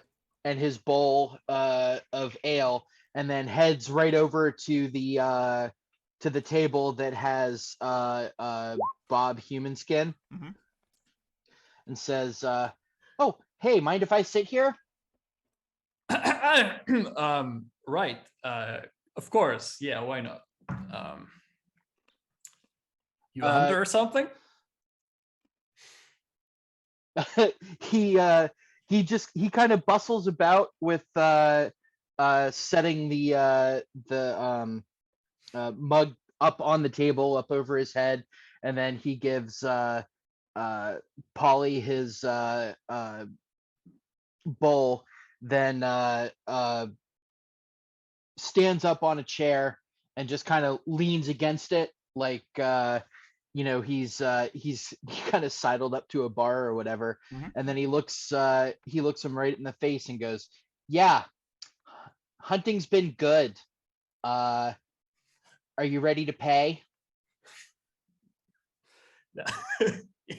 His voice immediately cracks, and with like their normal voice, they go, "But can you keep it up for a bit? I'm obviously doing something discreet here, and just." And they look around, see if anyone noticed anything weird happening. Bix gives them a wink and says, "I just wanted you to know that I knew." That's wonderful. So while no one appears to have noticed what they're doing, not in this moment, both Bix and Mikhail, Bix and Mikhail, you would both notice a gentleman enter into the tavern, and Bix, you would recognize this gentleman as the same man you saw interacting with the centaurs, and he looks not worried, but I would say describe it as disheartened. There is his eyes are looking down. His expression is weary. He looks weary, and he looks, again, disheartened. And he makes his way, if you enters into the tavern, turns to the right, makes his way over to a corner booth where two other gentlemen are sitting. Actually, a gentleman and a woman are sitting, and they are dressed very nondescript, so very similar to Bob Humanskin. They look completely normal, but I have you both make perception checks on this duo that he goes and slides in next to. Not like obviously a musketeer. Only Bix would know because he saw him earlier, or That's would a it be great obvious? question. This man that you saw earlier, Bix, is no longer dressed like he was earlier. He now has a long, like a trench coat over, and it looks to be, and he changed clothing at some point. Yeah. Okay. But what you would notice with that perception check, Bix, at 26, is that the two persons sitting at the table, underneath, you can just make out, like underneath like their jacket or their shirt that they're wearing, you can see similar clothing, that kind of musketeer style clothing, you know, with the stripes and the buttons. You can see they're obviously trying to keep themselves hidden in this moment. But as he sits down, he's not speaking loudly, and there's that murmur, the tavern murmur. You can hear all the different conversations going on, but as you maybe lean in, you can hear him say, maybe a little louder than he intended to, "The centaurs won't help us. The queen was certain that they would. I think we need to." And then that's all you hear before the kind of the sounds of the tavern start to overtake it again, and he gets a little bit quieter. All right, so I can't talk about that other business right now. I have to find a musketeer. Long story, but he's reportedly a drunkard. Might not be drunk right now. I don't know. I just got here, so if you find one, let me know. And they start looking around in like other directions. Bix takes a drink and very nonchalantly, or very like pointedly doesn't look in the direction of the three potential musketeers and says, "There's three over there that just came in." Oh, all right. Well, good eye. Do you hear what they're talking about? Yeah, actually, I saw one of them out in the Dunsward. He was trying to get the centaurs to help. Apparently, he says that the queen was sure that they would help, but the centaurs pretty much told him to go get fucked. Oh no! Does this mean they're doing it right now? Is it happening already? Oh god! What happened? Okay. All right. Look, promise you won't tell anyone, okay? Who the fuck would I tell? I don't know, Polly. I get you can. Polly tell doesn't care. Polly is up on the table, and it's just like lapping up some of this like 50-50 drink that he's having, and Polly looks over at the two of you, and then like brings his and my cat gets crazy. I love this cat.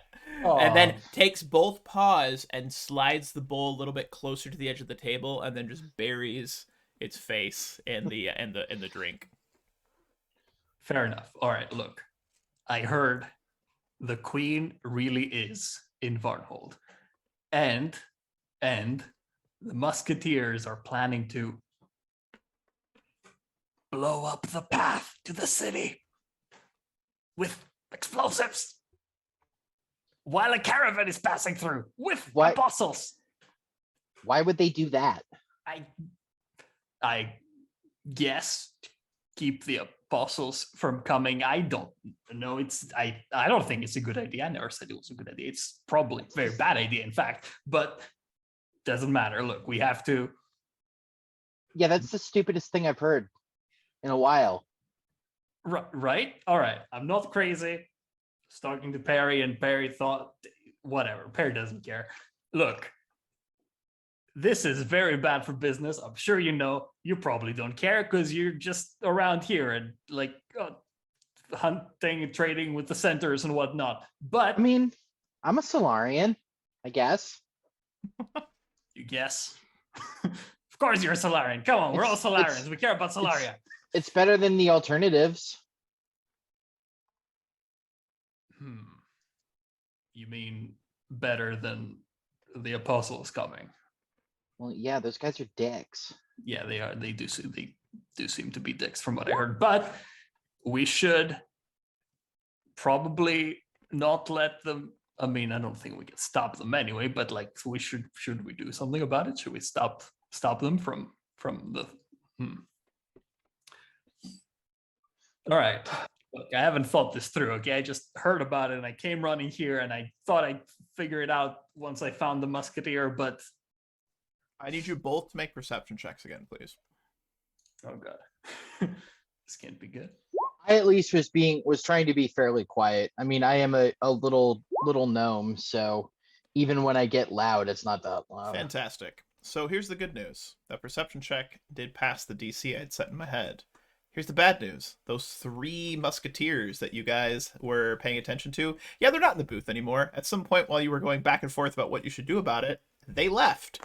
And with that in mind, we're going to pivot back over to a caravan that has just entered into a valley that is also known as the Varnhold Pass. This was carved out of the mountain, both with explosives and magic and good old-fashioned manual labor.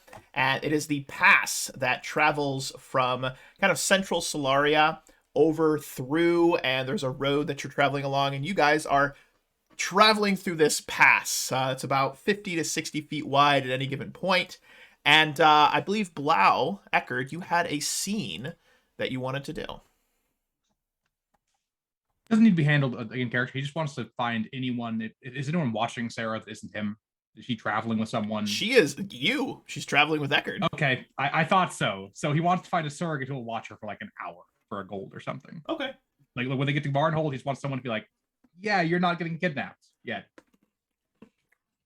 Yeah. And that was basically it. Like, yeah, you just want someone to keep an eye on. You want one of like the people? You want one of the people in the caravan, or yeah. Well, it has to be someone before they get to the city. So yeah. Like a horse groom, maybe. Somebody you know. Sure, maybe. Let's tie you down with the important thing that might. No. Yeah, that'll be fine. I mean, probably go talk to the dwarf and say, hey, there might be some interesting things happening when we get to the city with these apostles. Do you mind keeping an eye on this child for 2 hours when we get there? All right. I'm going to ask you a question. And it might seem like it's rhetorical. Do I look like a fucking babysitter? People will do a lot of things they don't ordinarily do for money. Oh, there's money involved. Oh, yeah, I babysit all the time. Me sister, she had a whole, plethora of children. I was watching them left and right and didn't even get paid for it. But yeah, what you offering? A gold piece for 2 hours. That is fantastic. I'll do it. Hand him the gold piece on the spot. Mm-hmm. And probably going to get cheated due to OOC knowledge that I have. And as though appearing out of thin air, Sarah is next to him on the cart and says, we're going to have so much fun together. And he goes, I already regret this.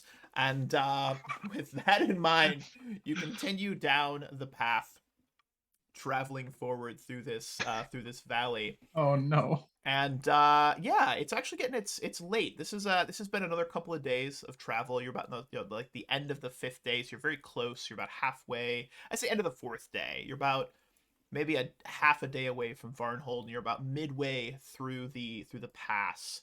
And the one of the apostles has actually gotten up and off the cart, and they're not like creating a perimeter, but they're walking next to the cart right now, and the cleric is standing on the cart as you are traveling on this road.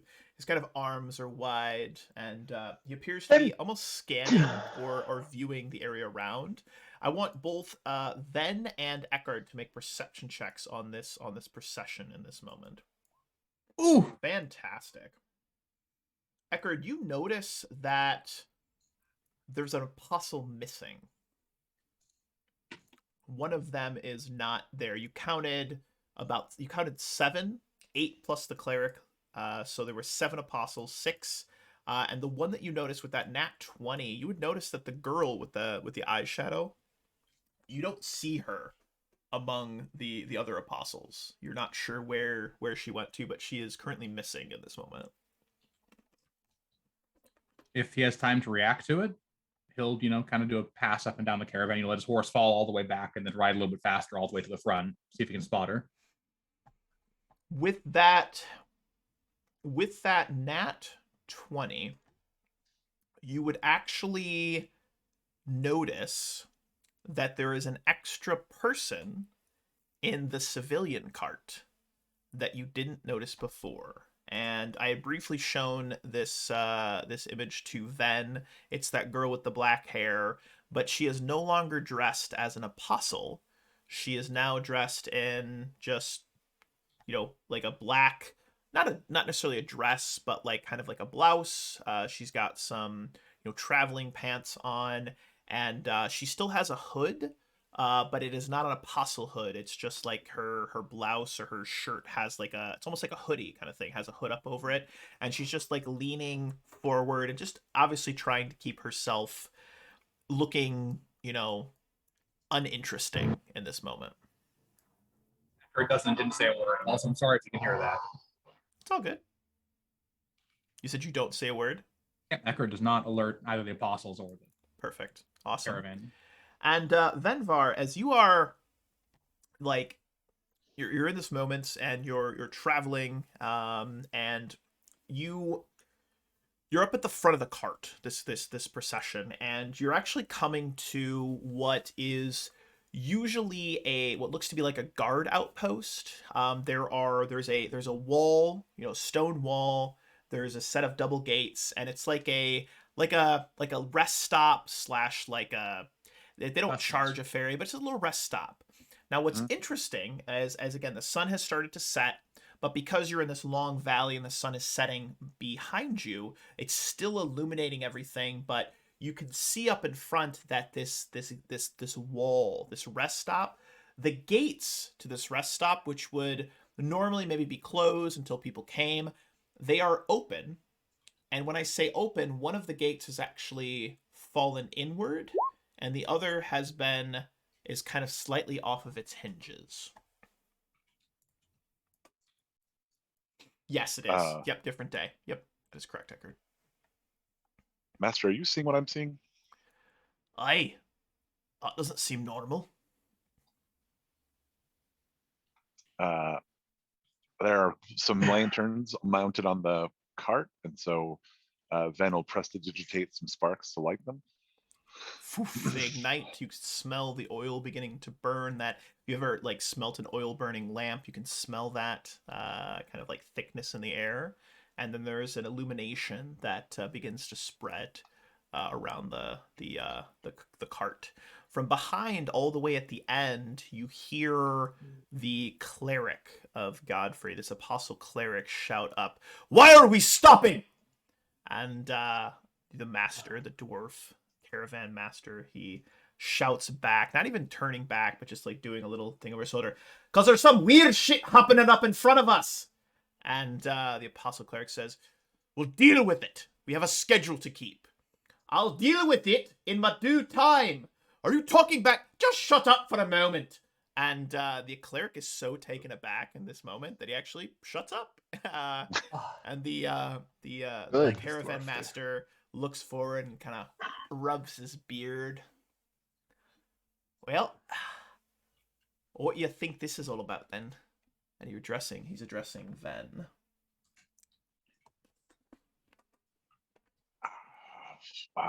If the apostles don't know about it, this could be pretty much anything. Bandits, maybe?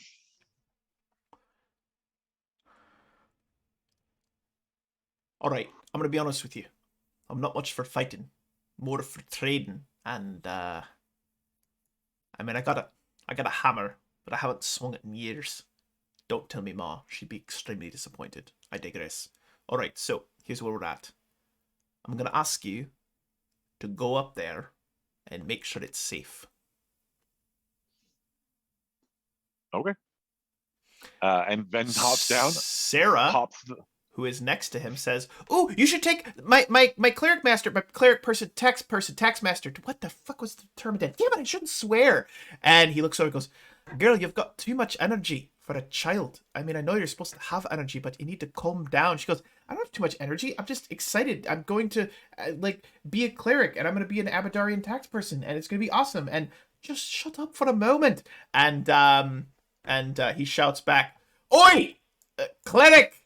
Not the asshole, the normal cleric, the one with the golden thing." And Eckhard tucks his chin to his chest, trying to hide that he's laughing as he rides up to the front of the caravan to answer the guy. Yeah. I asked the horse master here to go and investigate what's going on up there.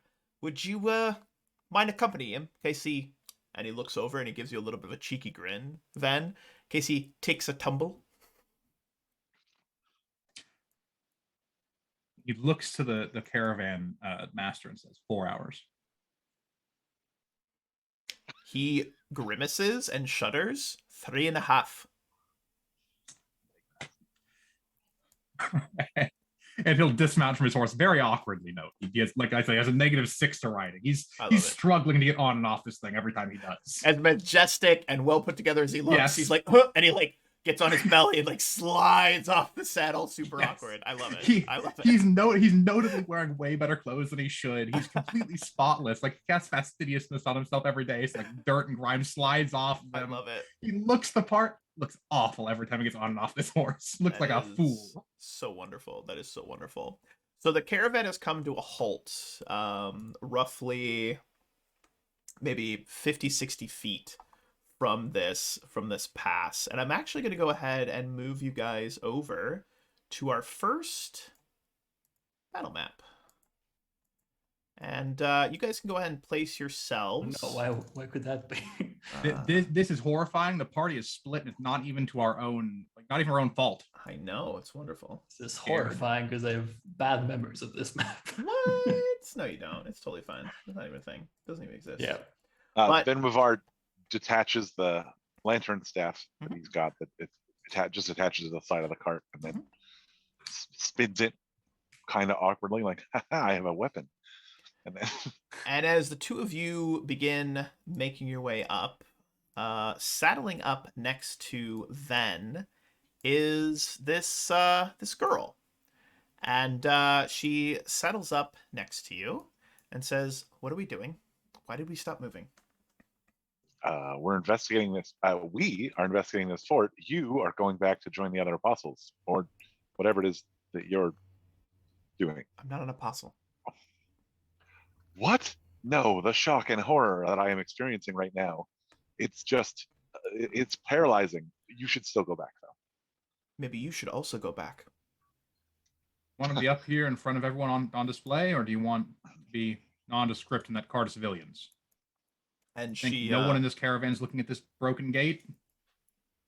She stops and looks a little nervous, and you see her eyes continue to dart in the direction on the other side of the gate. And as her eyes dart to the other direction side of the gate, she looks back to the two of you and says, "This feels like a trap." Yeah. and we're capable of handling a trap, aren't we, cleric? Eckhard says, and he quotes, "I am a protector of the roadways and keep travelers from harm." She slowly backs up. As And if I he have a was quoting lantern scripture. staff.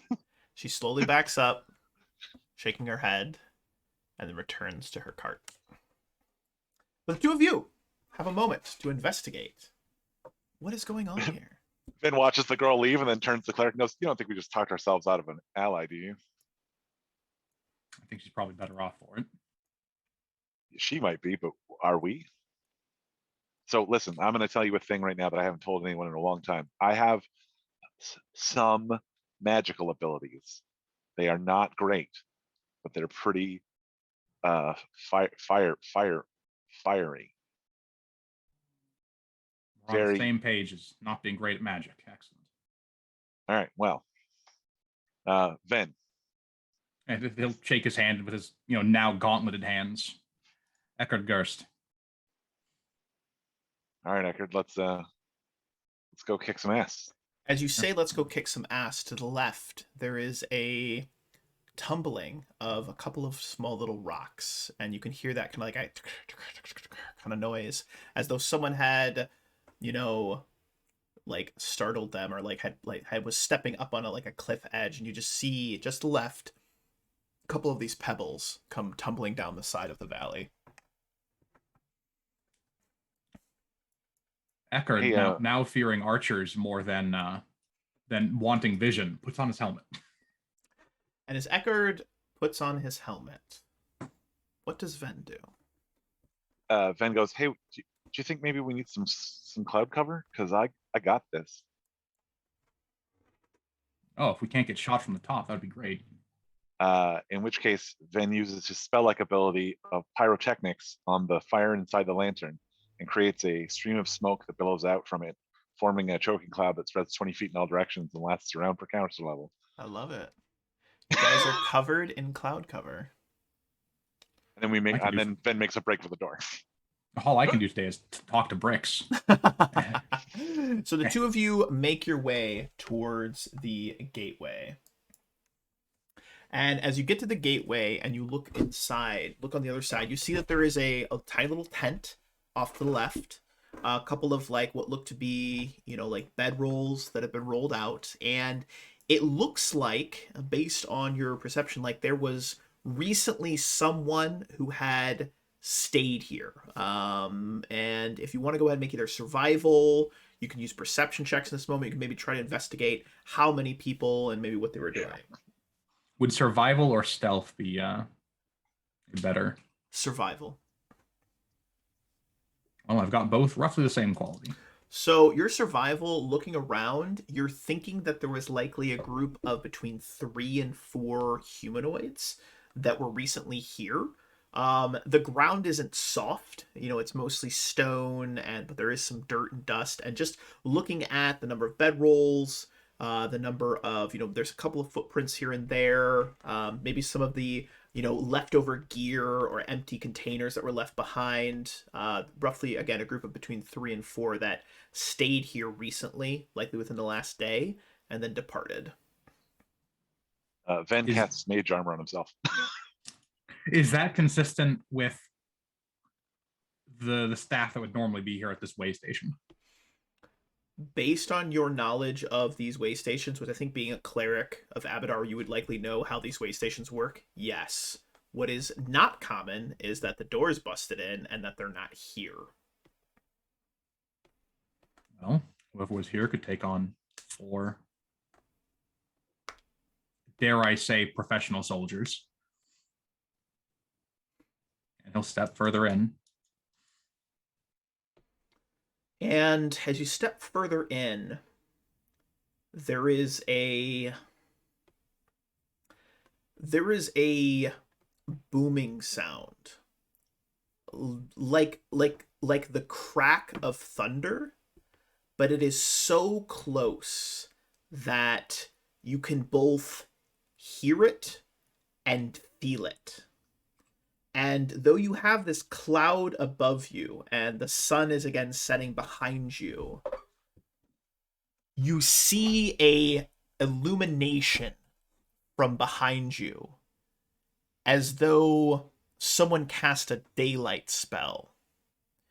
And along the walls, about 50 feet up from the sides of this valley, you watch as there are these concussive blasts. Boom, boom, boom, boom, boom, boom, boom, boom, boom, boom, boom, boom, all along the section where this caravan and these carts are stopped. And as these explosions take place, I need you both to make fortitude saves in this moment. Hey. That's actually good enough. You're not deafened. Hey! That is actually good enough. You are not deafened, which is fantastic.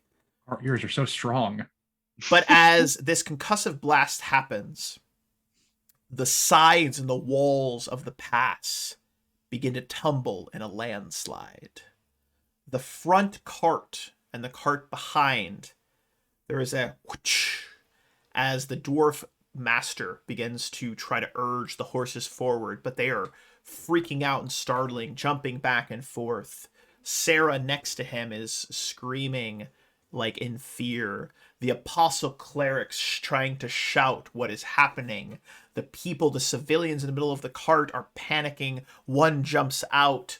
The rocks begin to fall, and you watch as one of those civilians starts to move and a rock tumbles down, and you see them for a moment, and then boom, they're gone.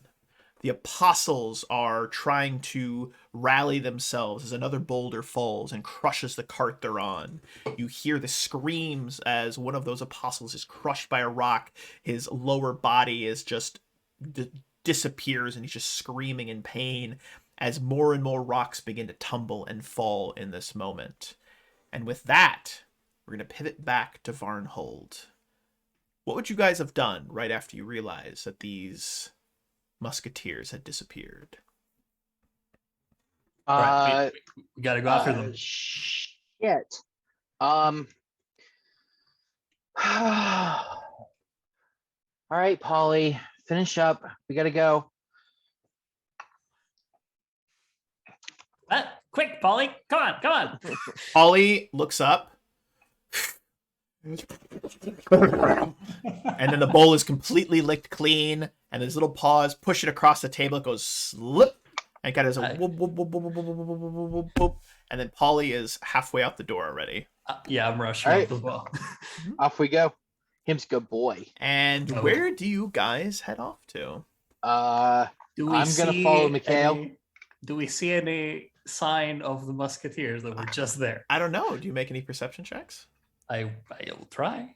Can I make a survival check for tracking? Absolutely, you can make a survival check for tracking. I love where your mind's at. Very consistent with these perception checks. That's good. And yes, you do actually see, you see one of them. Not the other two, though. Polly's gonna do it too. Damn, very nice. You guys are doing good. You do see one of them. That person's actually walking in your direction. Act normal. I look at him and with a questioning look, as if, do you know what you're doing? Polly gets up on his hind legs and leans on a barrel and kind of looks like he's trying to look like completely nonchalant. People are your thing, not mine.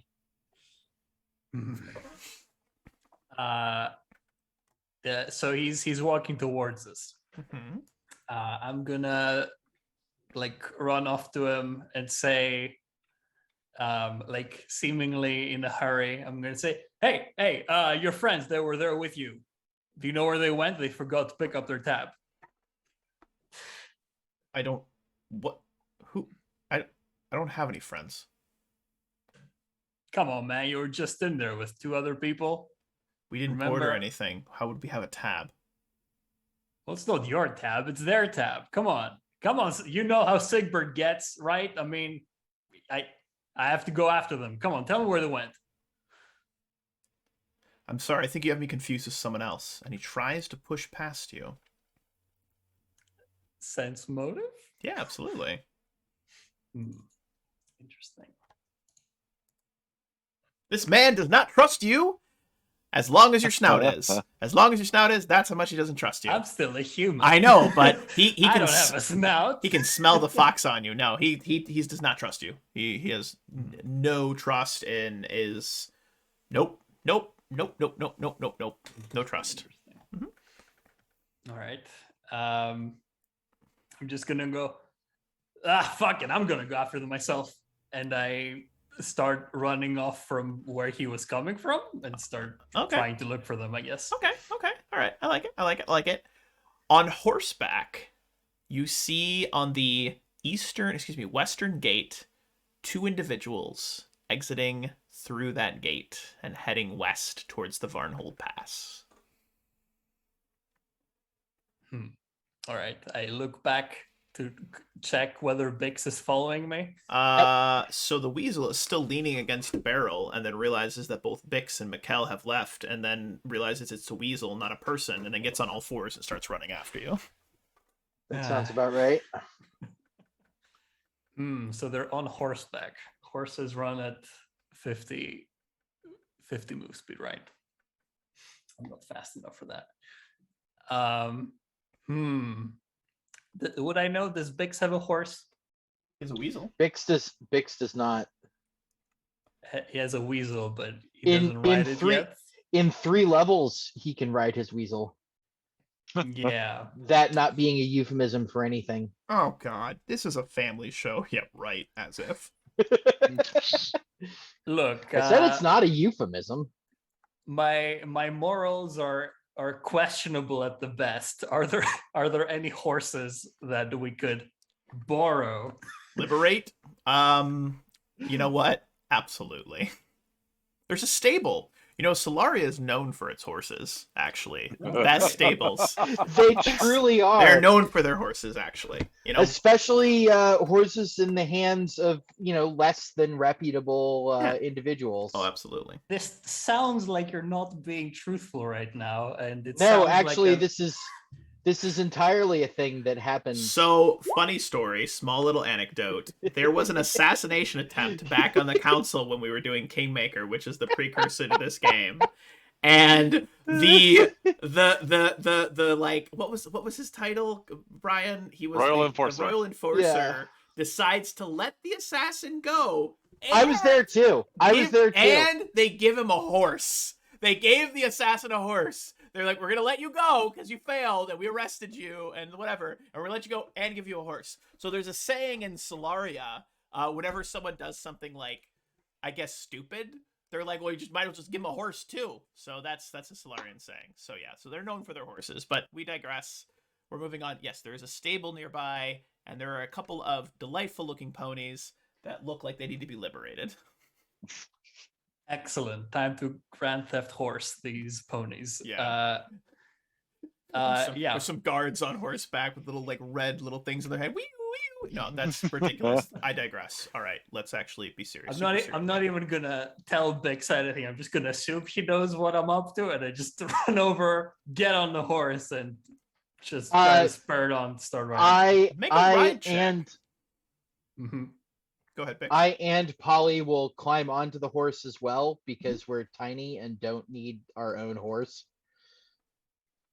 Very good. Ooh, 1d2. Let's do it. We're gonna go with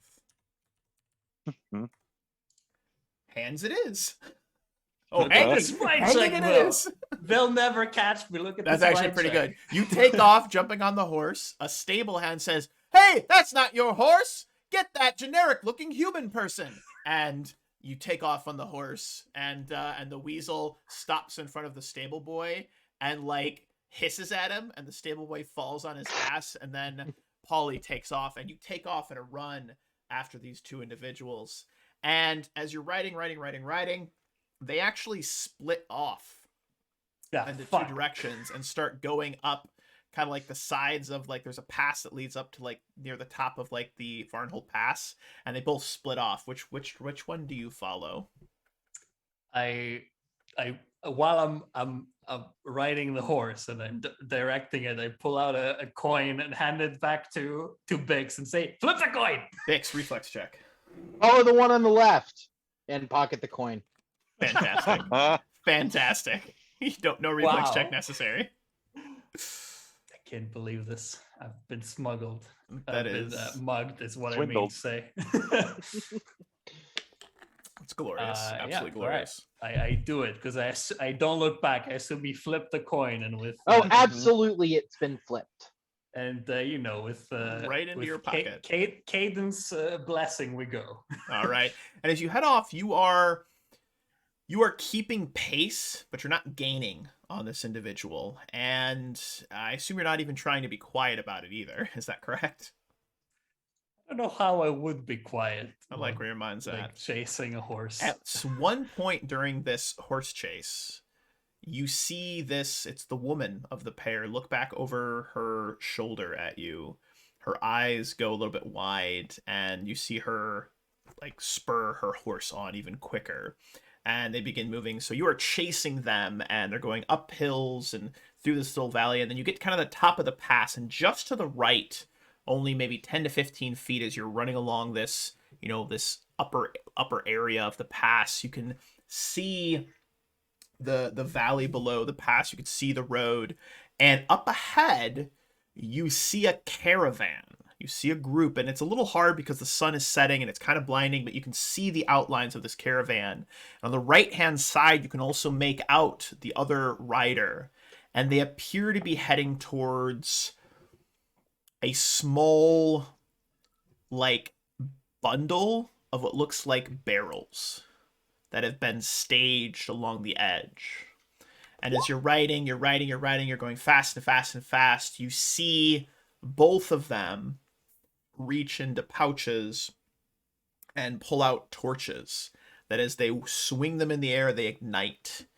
And the one on the right-hand side is carrying it low on his left towards the center, the one that you're following on the right. And as they get close to those barrels, you see this flash of gunpowder ignite. And it's shh, and you can hear it. Shut your ears! And as you scream, shut your ears, this is where these two moments that we've been experiencing, both Ven and Eckhard and Mikkel and Bix, this is where you guys are now chronologically together.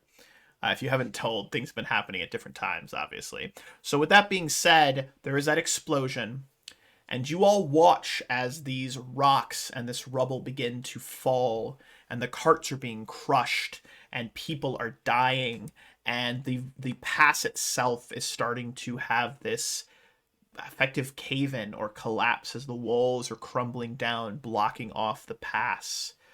Blau and Eckhard and Ven, as we pivot over, I need you both to make some reflex saves right now as these rocks are beginning to tumble. You see Sarah is screaming.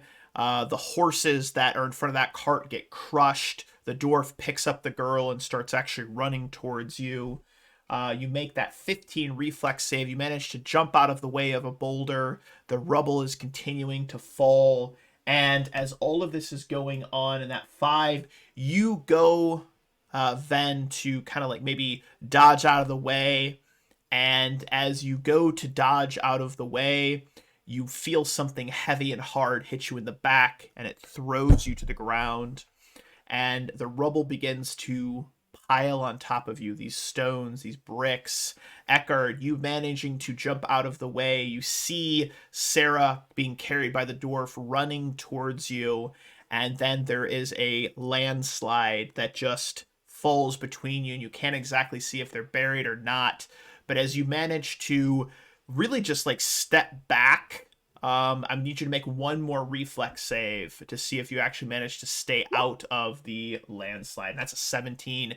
You manage to actually get out of the landslide. You're just at the edge of it. A couple of pebbles and stones fall on you, but you watch as everyone else in this pass appears to be completely buried. The majority and the brunt of this landslide having completely taken out the Apostles' Cart. But what do you do? He's gonna step Apparently forward make a to new where character. gonna step forward to where Vin was, and which isn't very far from where he is, and he avoided the landslide and start trying to pull him out from the edge of the Then, as you like blink your eyes a few times, you realize that it seemed like you were about to get like crushed by a rock, Huh? but you're actually in a little like a bubble, a little pocket. And standing behind you with her hand on your shoulder is that girl with the black hair. I don't mean to be rude, but could you start digging? I can only hold this for so long. Yep. I didn't realize I was going to end up owing you my life so many times. And so Ven starts using his staff to lever boulders behind them so that they can make their way toward the... You hear coughing from the left, and you hear a cry. And Eckhard, you would hear this as well. It's about 10 to 15 feet into the rubble. You hear a coughing, and you hear what sounds like Sarah's voice, as well as the dwarf calling for help. He would redirect his efforts. He's not hearing any Vin calls, but he is hearing child calls. Excellent. Go ahead and make a strength so check. Vin's either dead or fine. Mm-hmm. Make a strength check.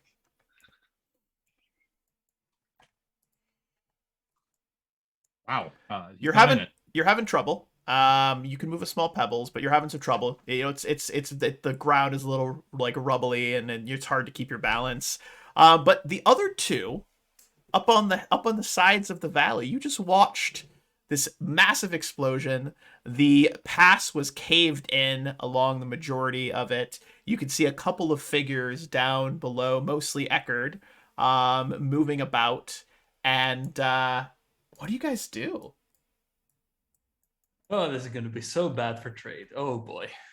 And I just spent a bunch of money on this useless rock, and I look around for the apostles? No, the musketeers, I meant. Oh, they have continued galloping and have disappeared into the night as the sun begins to set.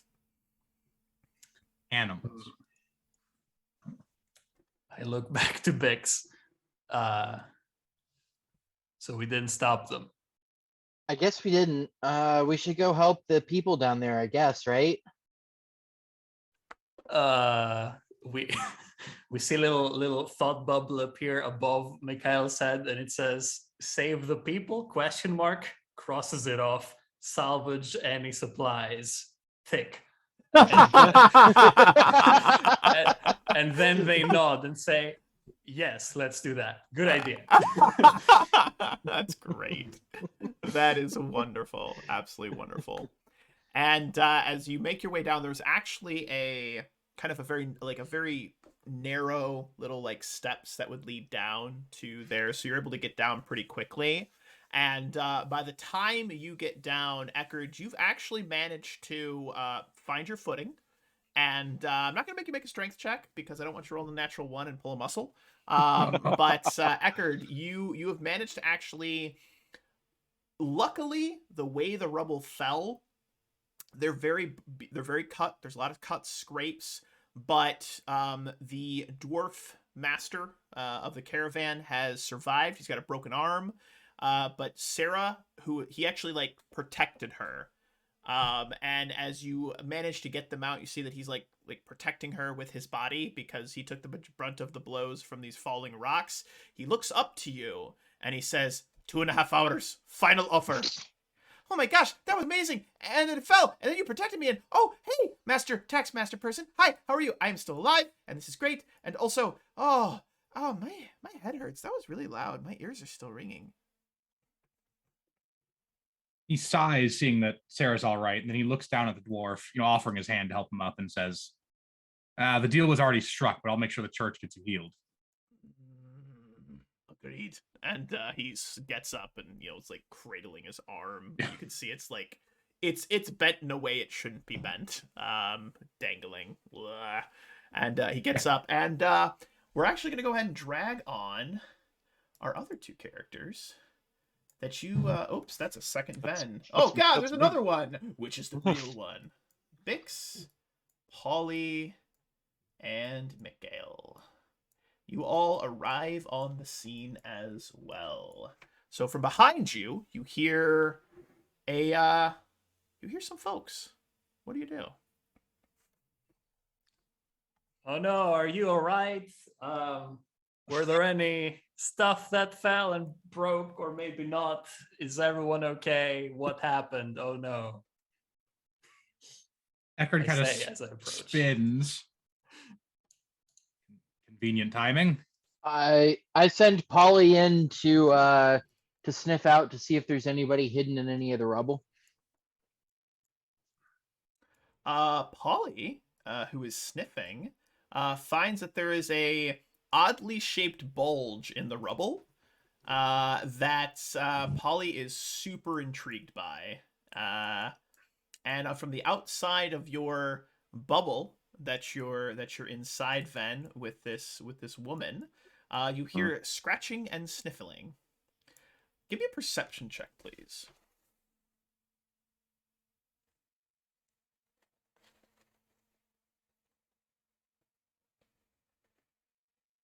So you notice as she's like holding up this like emergency force sphere to protect you from this falling rubble, you see that as she's leaned forward, her blouse has kind of like fallen a little bit, and just on her collarbone, you see a very ornately drawn it's a tattoo.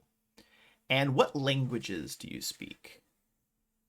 Common, Draconic, and Sylvan. So this appears to be writing, but you do not recognize what language it is. However, on the other side, you see there is a tattoo of a lantern, the symbol of Godfrey, tattooed on the other side.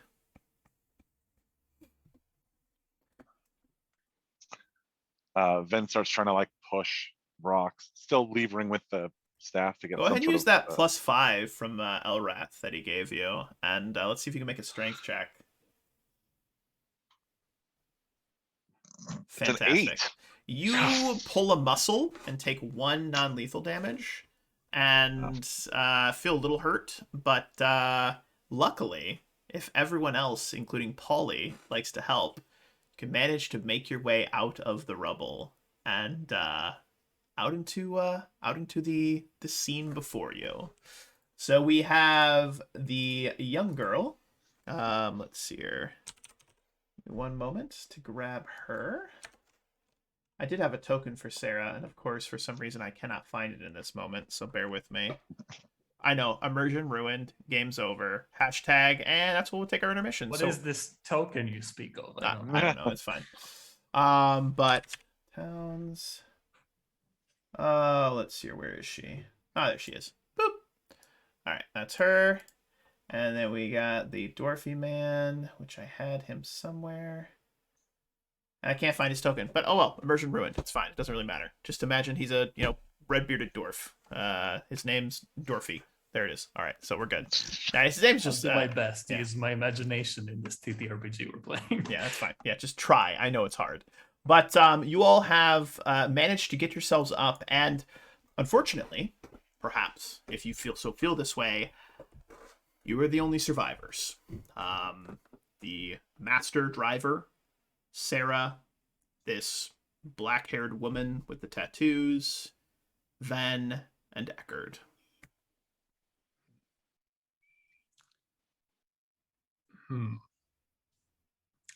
I'm still horse looking make it. around for The horse bolt through the gate. survivors. Did your horse bolt through the gate? Yeah, because it was right up at the front of the caravan when I dismounted. You know the what? explosion would have been behind it. You know what? You spent gold on that. Yeah, it bolted through the gate. It's a smart horse. You may be a bad rider, but it's a smart horse. I buy a good horse to So compensate for my bad riding. you're milling about, and you feel a horse's nose like bump into your backside, and you hear that. pulls a sugar cube from his belt because he has no other way of controlling this animal. The horse hungrily takes the sugar cube and then looks around, almost like with a bored expression on its face, its long face. Mikhail, you were looking for some gear. Give us a perception check to do a little searching around, see what you find. Yeah, I'll use my scent if it helps. It does. Oh wait, I don't have my scent because I'm polymorphed. You're Bob Human Skin. Yes, right. exactly. That's good. That's good. Okay. You find nothing of use because it was all crushed in the landslide, unfortunately. Makes sense. Yeah. I'm pretending to look for survivors. You remember that? You remember that topaz? Where did you place it? In my most secure hidden pocket. Cool. That pocket is burning right now. That's. I will discreetly look at it, like not making it too obvious. Make a will save. Oh god. I like to imagine discreet looking at him, pulling out his coat and like opening a pocket, looking straight down. Oh yeah, super discreet. Yeah, super discreet. You're all busy looking for stuff, I'm sure. Oh, there we go again. Oh, Eckhard's super busy. Yeah. Your mind again. You once again see what looks like the face of a. You see red hair. You see. It's never good in this setting. Pointed ears. It looks like an elven female. And then you hear that voice in your head again. One of them can't be trusted. Okay. I'm from Sunspire. Can I make a knowledge local check? Knowledge, local, or ability, whichever one. Yeah. While you had never met her in person, Yeah. you had definitely heard of her. This looks like Muriel, who was Azrael, The Magister. the Magister of Solaria.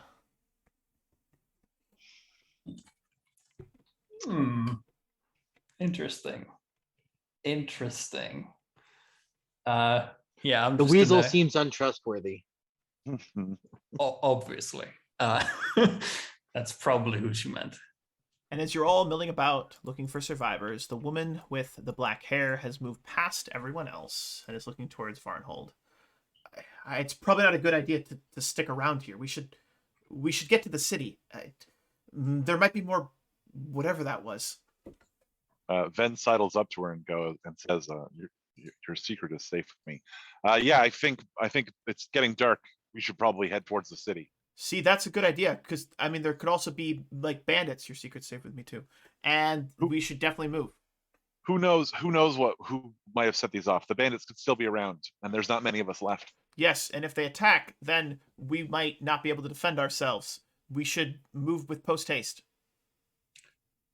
Is it just Eckhard- me, or are these two kind of sounding a little bit weird? No, we're totally different people, and we've never met each other before in our lives. We were just traveling together and not part of this. What do you mean? The humans look a little sus to me. I make that almost says "Don't they always?" but then remembers, and doesn't say that. That's funny. I don't know what you're implying, but we just clawed our way out of that rubble. You're right. You're probably shaking and stuff. Right. Everyone picked up all their things. Nothing remains to be picked up. Looks around. Eckhard would look to the dwarf caravan master and say, "Do you have a strong box? Anything we need to dig out of that rubble that can maybe salvage your business?" He looks back at the rubble and then looks to you. I was looking for a fresh start anyway. Maybe I'll take up babysitting. And Sarah is like looking at him, just grinning. And Eckhard shrugs and, mounts his horse with incredible grace. As you crawl up onto the horse, you feel a tug at your pant leg. Yeah, he'd put his hand down and pull Sarah up behind him. And as she jumps up, she kind of like grabs on to like your sides to steady herself. Shouldn't we say something? She looks back towards the direction of like the likely buried dead bodies. I'm not quite confident of my ability to ride and speak. Well, He would turn. may you rest in peace and find grace in the afterlife. We'll make a Pharasma out of you yet. Wait, no, I want to be a cleric of Abadar. Oh, that was a joke. Ha ha ha ha ha ha! Damn it, you're such an idiot. You can laugh at his jokes, otherwise he's gonna give you Adorable. demerits on your annual review. Damn it. Your review. And as you all begin to travel east, away from the now collapsed and blocked off path, the amulet, not the amulet, but the topaz continues to feel warm, Mikael. And the face is no longer there, it does not speak to you again, but it continues to feel warm for another maybe 15 minutes.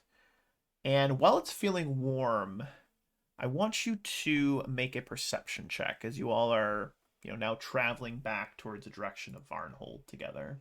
It's cool. I already have my 2 suspects. You said you would like us all to make one?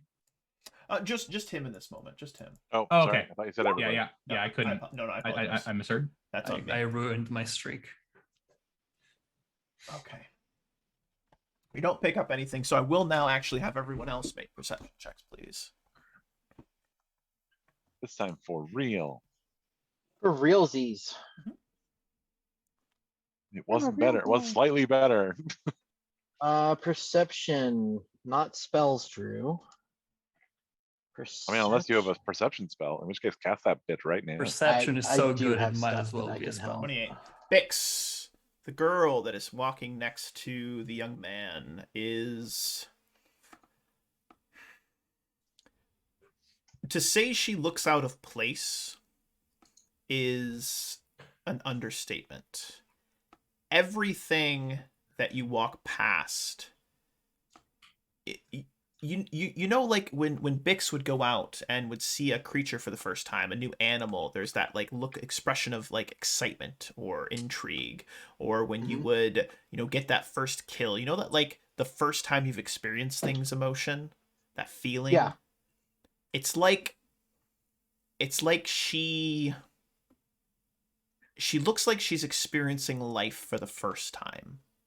Huh. And you can see there is a look of relief upon her face. That Eckhard, that hood that she had up is now down, and she doesn't look like she's trying to hide herself anymore. And the closer and closer and closer you get to, moving towards Varnhold, with each step, it almost seems like there's a little bit more of a spring in her step. And you can overhear a conversation. And Bix, because your perception was so good, you would be overhearing this conversation. But she is talking to you, Ven. And, she's being quiet. You maybe are a little bit in front of everyone else. But she, with kind of a gracelessness, actually asks, so when did you decide to leave? Right after the assault on Sunspire. When did you leave? I heard about the assault. I didn't personally take part, but... You're lucky. Wasn't pretty. Why was I lucky? It was ugly. Isn't war always ugly? Yeah, but it wasn't the war so much as the people that I thought were my friends, the people that I thought I knew, and what they became during the assault. What do you mean, what they became? For all of Godfrey's talk about how humanity is one overlooked member of the mortal community, and that he would be the god that would make sure that we received our due, he's really created a sense of other Like it's either you're with Godfrey or you're against him. And the others, I thought we all believed the same thing, but instead, in the moment they could take power over someone else, they did. It was cruel and it was ugly and it was not something I wanted to be a part of anymore. As you speak these words, you can see the gears in her mind turning. She looks taken aback by that statement, by what you're saying, almost as though she doesn't believe you, as though you're telling some sort of falsehood or tall tale. And she's very quick to respond to this statement. I'm sure you're just remembering things, and war has a funny way of, in battle, and I mean, Godfrey, he does want humanity to be better, doesn't he? I thought that Maybe that is what he wants, but the way he's going about it. Listen, you may not believe me.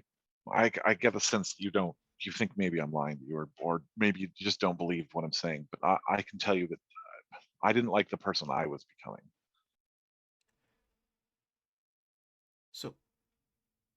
So who do you want to be? I don't know, but I don't want to be someone who burns farmers because I can. I don't want to be someone who destroys a kingdom because I disagree with its ruler. I think I would rather be somebody who builds things, somebody who empowers people rather than dragging them down. But listen to me, I'm no one, and that's probably not a thing I can do, but I can, you know what, I can take care of horses.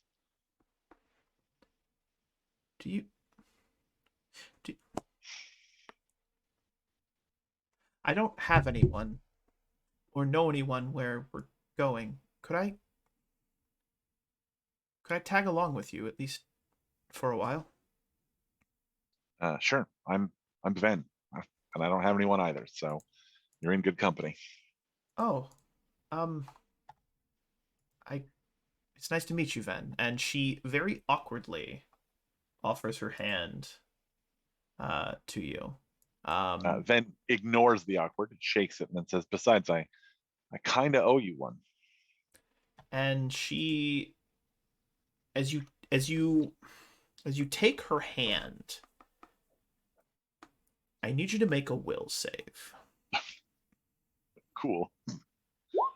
Nope. There is a flashback. There is a memory that you maybe have pushed to the back of your mind. And it is the moments before the attack on Sunspire, when the apostles were gathering in the Arcanum, and they were about to make their journey through the blue portals and siege the city. That was very uncommon, but Godfrey himself addressed a gathering, a huge hall with hundreds and hundreds of, if not thousands of people, addressed them. And you hear his voice in your mind during this flashback. You see it, and it's almost as though time is frozen for a moment. And you hear him giving this impassioned speech. And this, my friends, this shall be the first of many steps towards our ascension. And as you release the hand, you look at this woman before you, and you could swear for a moment that her face, it almost looks like Godfrey's, but it's a brief moment, and then it's gone, and she like pulls her hand back and looks very uncomfortable in this moment. I'm sorry. Are you okay? Yeah. Sorry. That was weird. Sometimes I have these moments. It's just listen. I kind of have these magical abilities now. I don't really control them that well. So, like.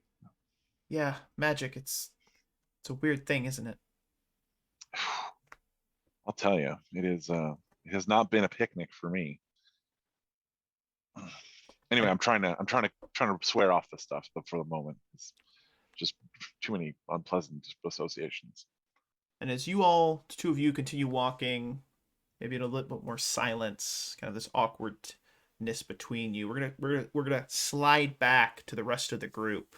And I want to give you all a moment to interact with one another, or maybe you're just walking in silence. Who knows? But please. I hate to be that guy, but because of what I just experienced, and because I have valid suspicions in the two humans, could I have tried to overhear some stuff from that conversation? Absolutely, make a perception check. While pretending to be talking to Bix, of course. Oh, of course. Don't wanna make it too obvious. No one's being obvious. You would have overheard 95% of that conversation. 95. Oh, it's pretty impressive. During Mikhail's attempt to overhear this, Eckhard would have been trying to sidle up to the pair of them, Bix and Mikhail, to determine, convenient timing. Right. We were shocked when we were riding past and heard the explosions. Terrible things. Do you know how this happened? No. Do you? I mean, obviously to me. very suspicious of the two people that appeared right after the explosion happened. Yeah. I mean, we saw some people riding off, but we didn't get a chance to talk to them. Can I sense motive that? Is that an actual lie? It's a half truth. Definitely sense motive that. You know what, Eckhard? I don't think Mikkel's doing a good job of lying in this moment. So I would say you'd pick up that while there is likely truth in this statement, there's likely more to it, is what you would pick up. Saw the perpetrators. Do you know anything about them?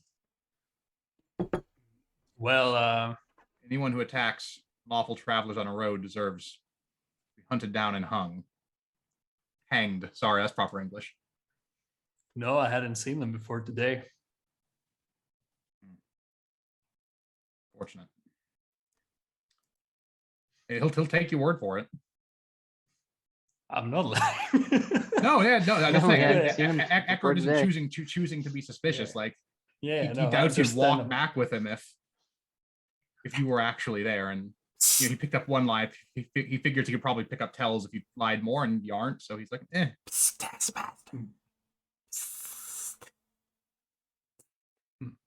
He's not being subtle. Do you hear that? What if they were the ones that blew it up? I don't think they are. I think they would have dug a bit more for valuables if they were. You're right here. This is what Master and the apprentice. Yes, Mikhail, you're right here, and I'm not trying to arrest you as well.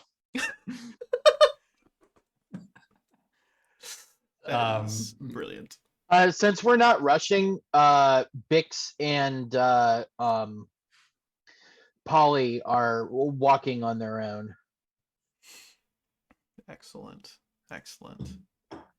And as the four of you and the other three, so we got 4 plus the dwarf plus the girl plus the other girl. Is that 7? That's a number. 7 or 8. I don't know. As the group is making your way down the path, we unless you guys really have any other scenes or any other conversations you wish to have, I'm just gonna go ahead and fast track y'all to where you arrive back in Varnhold. Yeah, I'm good with that. Perfect. Yeah. And as you all arrive at the edge of Varnhold, at the door to the city, what's interesting is that the gates of the city, they're shut. They should be open, but they're shut.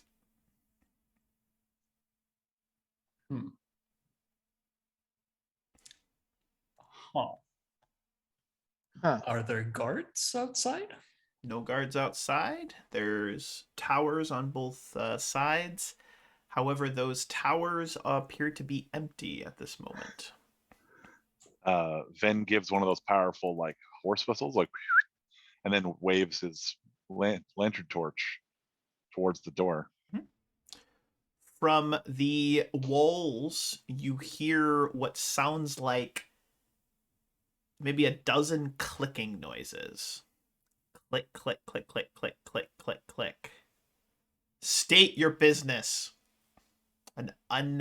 A faceless voice from just over the edge. As you would look up, though, I won't even make you make perception checks. You would see these barrels, long barrels, pointed down towards your party. We're the lone survivors of a tragedy up in the mountains. We have some injured. We would like to come into the city. Why is the gate closed? Who do you swear allegiance to? Eckhard literally puts his head in his palms. Ven looks to the dwarf. What was your name again? Oh, me? I never gave you a name. I'm just the I'm just the driver. You can call me Red. The dwarf driver Red is to whom I swear my allegiance, as he continues to pay my groom bills. There are no horses left. You have your horse. My horse isn't his horse. Eckhard will call up to the wall and say, I'm a member of the Abadarian clergy on deployment from the main bank in Sunspire with written orders from Paladin Caeius to the Bank of Varnhold. My allegiance is to the church and the country of Solaria.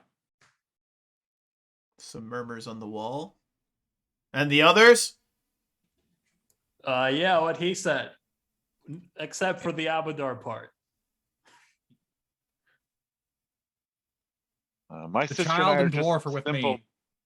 My sister and I are just simple grooms, horse grooms. We don't concern ourselves with politics. So, the Solarian king? There's some more murmurs. And you hear them say, they don't look like apostles. They're probably not apostles. We should probably just let them in. We can't just keep the gates closed at all times. That's going to be idiotic. How are we going to get supplies into the city? This is so disorganized. We got to talk to Remfrey. No, we don't have to talk to Remfrey. Remfrey's in the city. Right, okay, we got to talk to oh my god, this... All right, you can come inside. Just don't cause any trouble. And you hear the gates click. All right, go to bed. And the gates open, and you guys are welcomed back into the city. Interesting. As soon as you enter in, the doors are shut behind you. Can I turn to one of the guards as they are shutting the doors? Absolutely. And the guards, well, guess what? These guards, they don't look like guards. They look like musketeers. Oh boy. You know what? My question has been answered. I don't need to go talk to them. And there is a particular gentleman who actually approaches your group. And he is specifically eyeing Mikael and Bix. They will saddle up right next to you. What's your name? Me? I'm Robert Humanson. Sure. So good. And you? I'm Bix. This is Polly. Kind of like clicks his tongue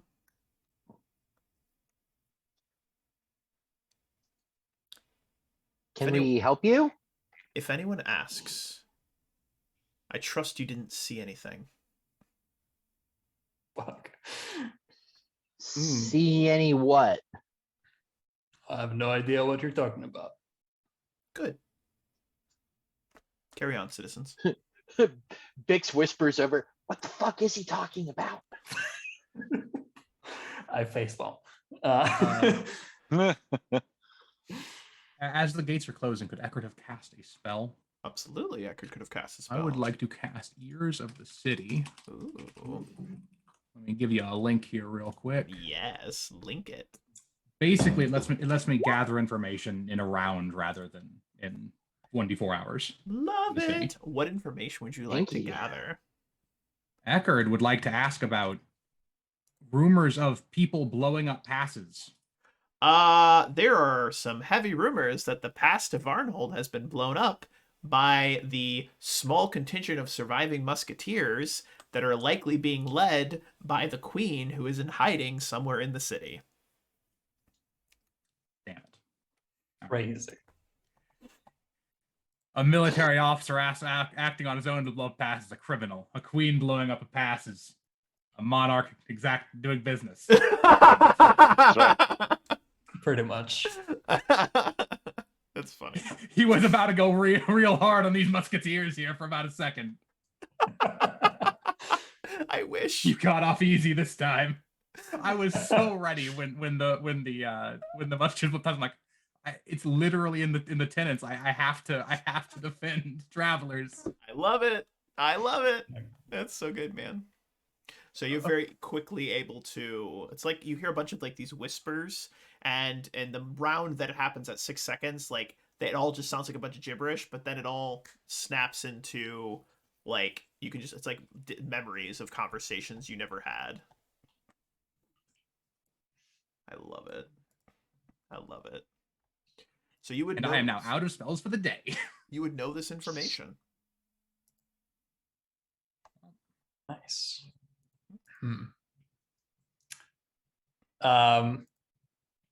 I turn to the group and I'll go, well, everyone sort of had a hard day. I say we all meet up for a round of drinks at the Clumsy Bear. First round's on me, but cheap ale. Got it. It's all I drink anyways. I have a penchant for the good alcohols. It's just, can't always. Why are you? You're a cheap ass. We understand. Come on, let's go. Taskmaster, shouldn't we get to the mint? Eckhard would nod to Sarah and say to the group, the dwarf and I need to head to the mint. We owe him some healing, and Sarah needs to at least get introduced to her duties there. But I can meet you up after if you could give me directions. Wait, I have to take duties? You aren't going to be following me around. Oh man, I thought I was going to be able to go adventuring and do stuff, and I think I send the church and do stupid things. I will give him some convoluted directions to the Clumsy Bear. That's brilliant.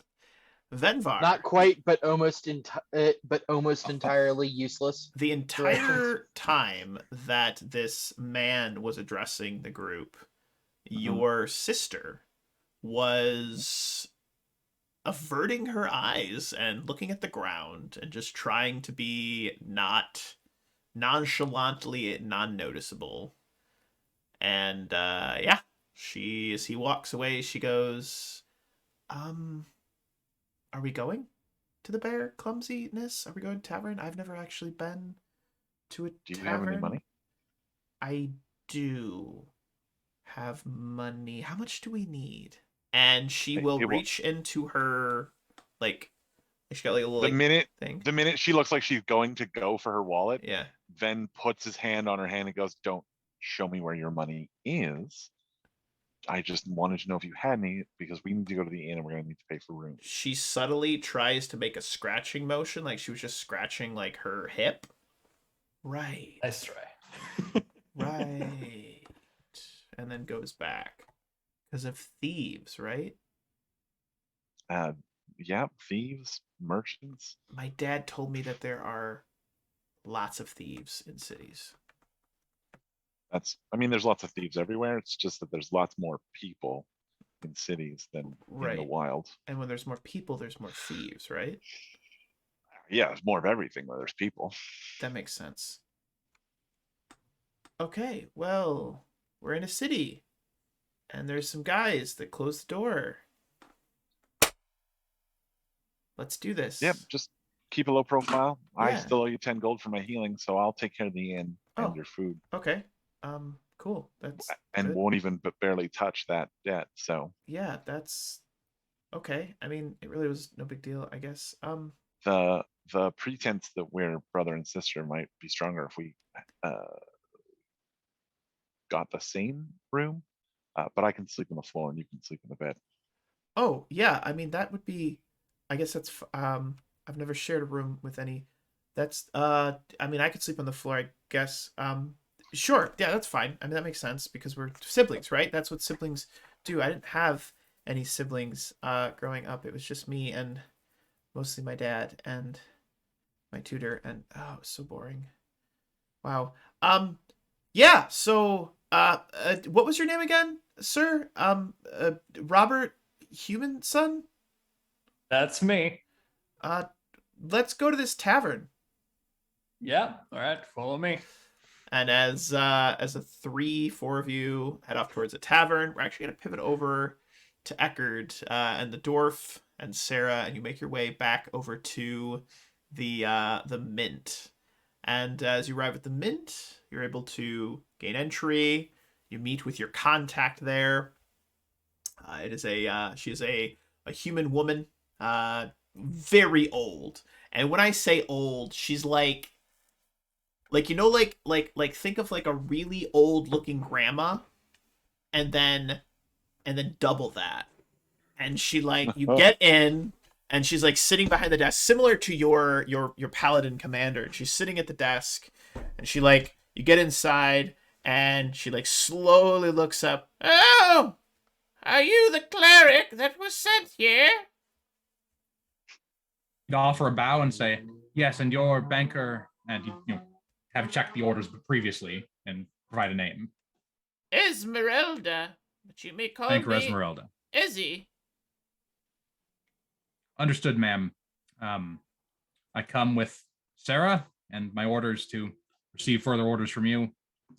I also need stabling and room and board in the city, whether that's here in the mint or elsewhere. I leave up to you.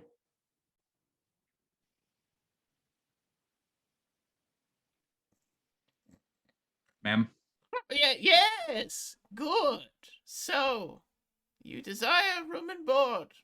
Well, fortunately, we are full up here at the mint, but I can pay for, or whether the church can pay for some lodgings.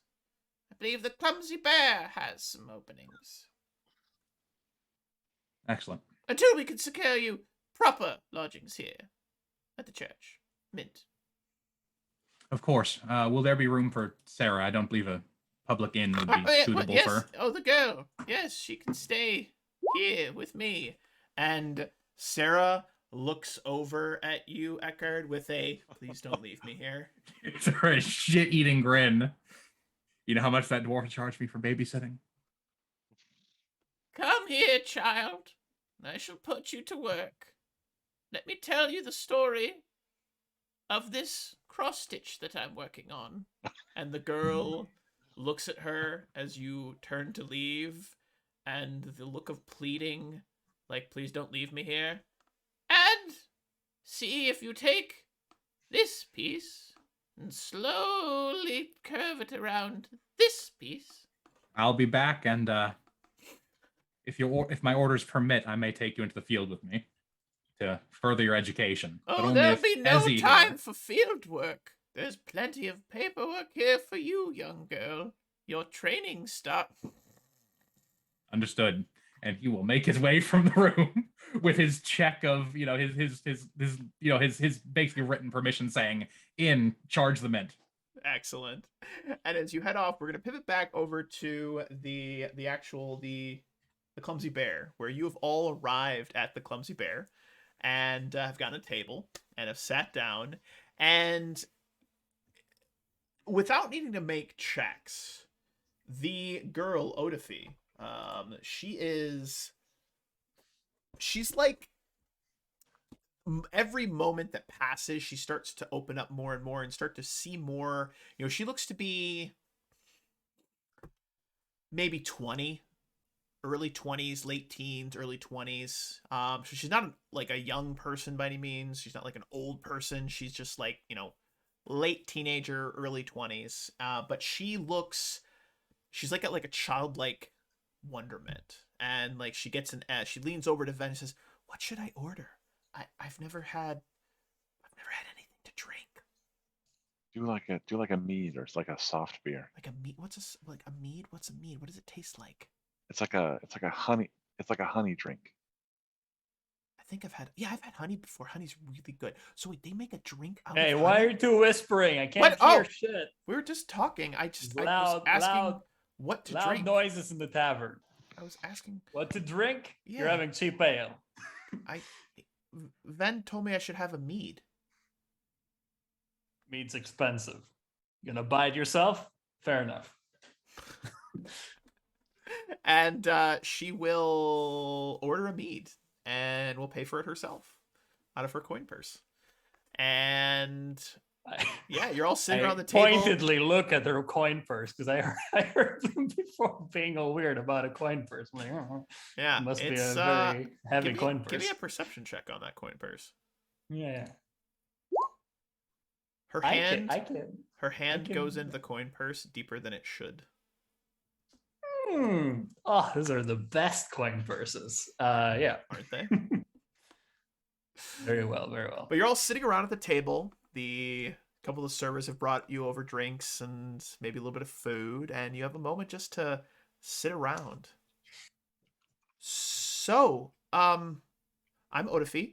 It's nice to meet you. New in town. Who are you guys? Also, thanks for saving. You didn't really save us. You kind of showed up.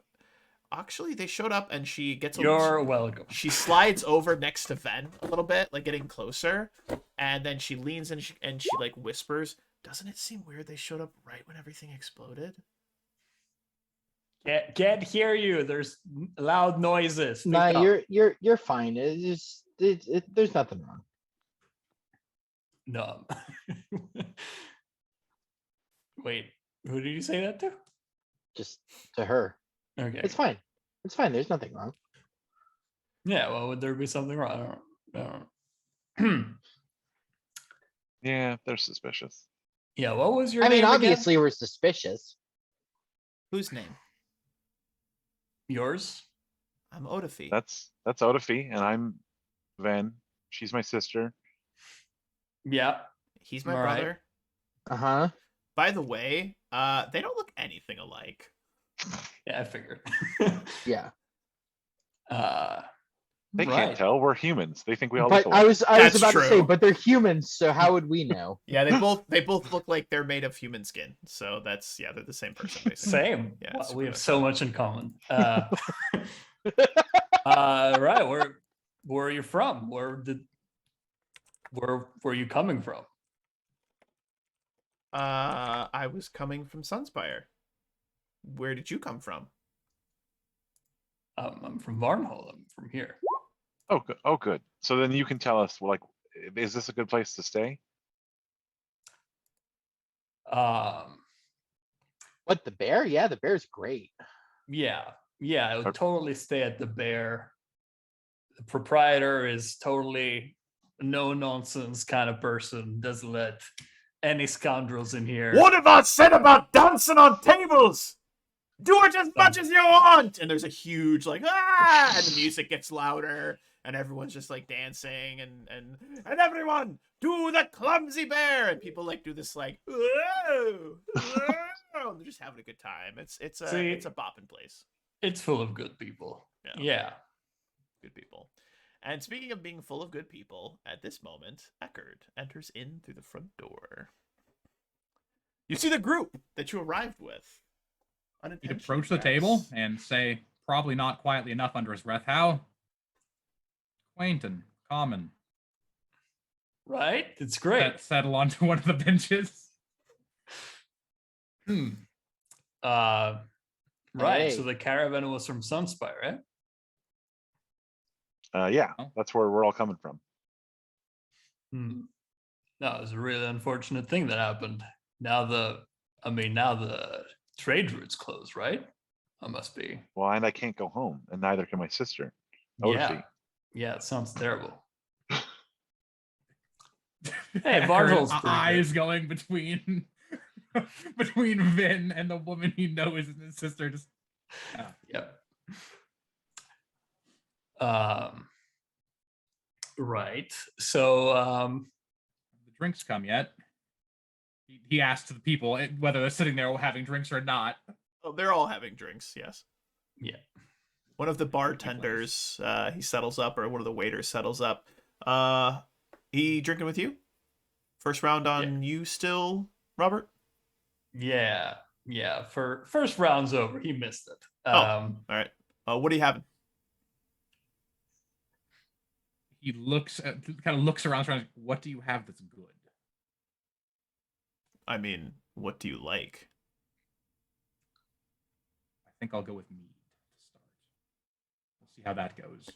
He says, looking to the bartender. He gives you a narrowed-eyed look.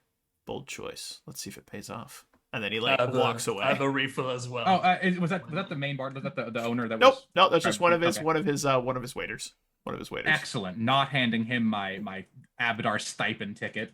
No. So yeah, he walks away, comes back with a mead. The mead has a sweet, that sweet honey smell to it, but it also has this. There's a faint, just a faint aroma of peppermint at the same time. It's very subtle. And as you bring it up, it's almost like for a moment it burns. You're like, if you ever smelled really strong peppermint, and there's kind of almost like a burning sensation. It burns for a moment, but then it quickly dissipates, and it's overtaken by that sweet, honey smell. And as you drink it, it's this mixture. It tastes like Christmas. Is the best way I can describe it. Tastes like Christmas. It's actually really good if you like Christmas. If you hate Christmas, it tastes like shit. So there you go. Sir, actually, Jehovah's Witness. No, surprising. He gives off a pleasantly surprised look, and calms under his breath. Not quite what I expected when I saw people dancing on tables when I walked in, but I'll take it. The music gets louder. People are having more fun.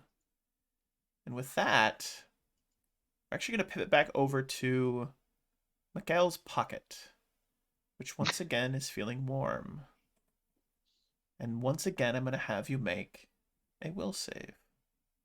All right. We all know how these go. Badly. Yeah.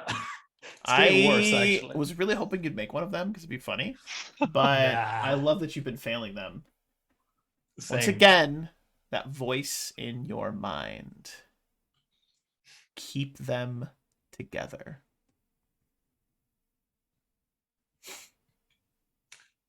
All right.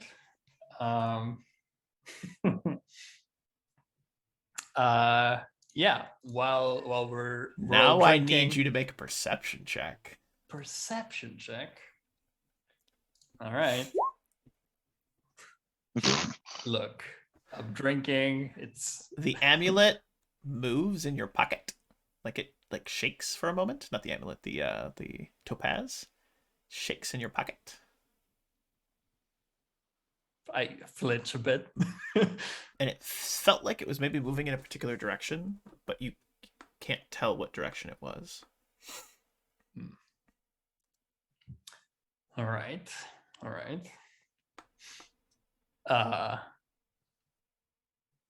I'm gonna raise a mug for a toast for everyone, and I'm gonna be like, to everyone being alive after this crazy day. Can I Here. use my The life. Behind. L'chaim. Odafi delayedly raises her mug and does so too fast, and a bit of her drink spills out and actually hits Eckhard on your shoulder, and it quickly slides off because of your magical enhancements. And she very apologetically picks up a napkin off the table and goes to dry you, but then realizes you're still dry, and then like has this awkward like she's trying to dry you moment, and as her hand touches your pommel, like the shoulder plate, I need you to give me a will save. Fantastic. You feel that tingle of energy, the same tingle of energy that I described to it was Mikhail. Oh no, to Vedar, sorry, to Ven. And as it happens, you hear a voice in your mind just for a moment. And the voice says, Godfrey Silas Locke. Godfrey Silas Locke. Godfrey Silas, and then it stops. Do I know I resisted a magical effect? You know that there was some magic fuckery happening, yes. Does it feel like it was intentional? Does it feel like it was like directed at you? No, it feels like it was just ambient. Like you walked into a magic field. I don't think Eckhard would make the distinction. He looks her in the eye and says, ma'am, I understand your past, and I hope the city guard doesn't have to. If you subject me to magic again, I will make it known. What do you mean? I didn't... magic? Are you accusing my sister of something? She very embarrassedly steps back, looking at her hands, and drops the towel onto the floor. I'm so sorry. I didn't mean to do anything.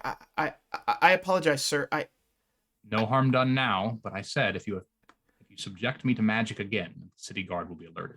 I promise it won't happen again, sir. I'm so sorry. Ven steps between the two of them and says, "You're fine." Who are you And addressing? then, the cleric. Okay. No, I'm fine. I resisted the effect. If there was an effect, you must have imagined it. I didn't see her do any magic, and I would know. There are ways to So- avoid being detected casting.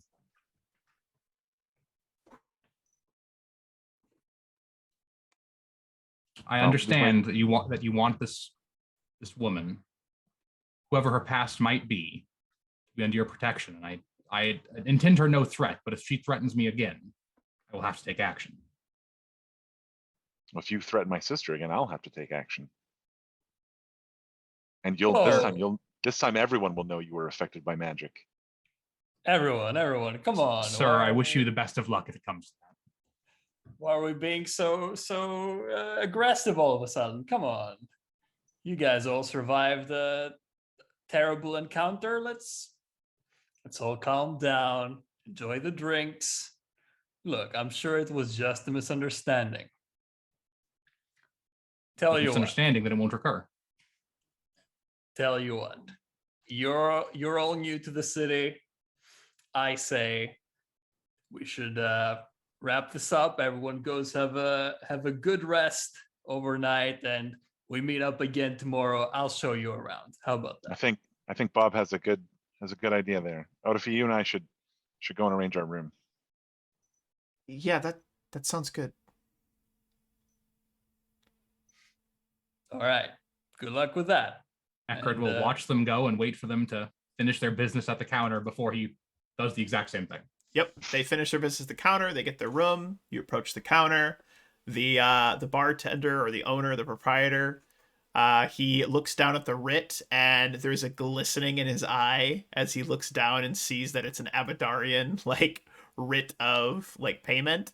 and he says, "You'll have the finest room we have, or the least finest, whichever you prefer." Eckhard says, "I would hope I have the finest. Otherwise, I'd be auditing the receipts." "Oh, you'll have the finest, and anything you need." Then I suppose the receipts won't be audited. At least not by me. "You're doing Abadar's work. Go with Abadar." And he like takes it, like rolls it up, puts it in his pocket, pats it, just looks happier in a pig in mud. Just happier in a pig in mud. Abadars always pay. Abadarians always pay. They always pay. Always, They always, pay. always. They always pay. And they pay well. Brilliant. And then that leaves Mikael and Bix.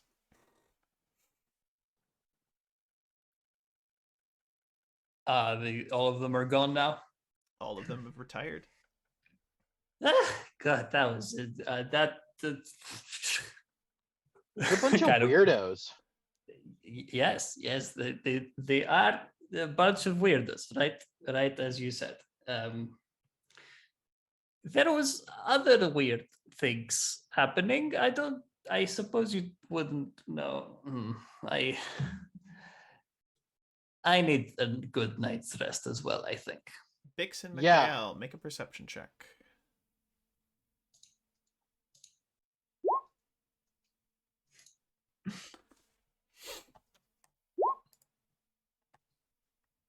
Oh.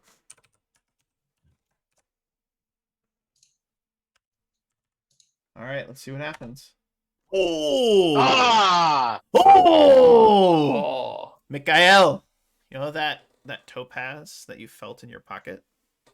uh-huh. Yeah, you don't feel it there anymore. Yeah, I figured. That is unfortunate. When do I notice this? About 30 seconds after you just said you should retire. I see. I'm just gonna, like casually,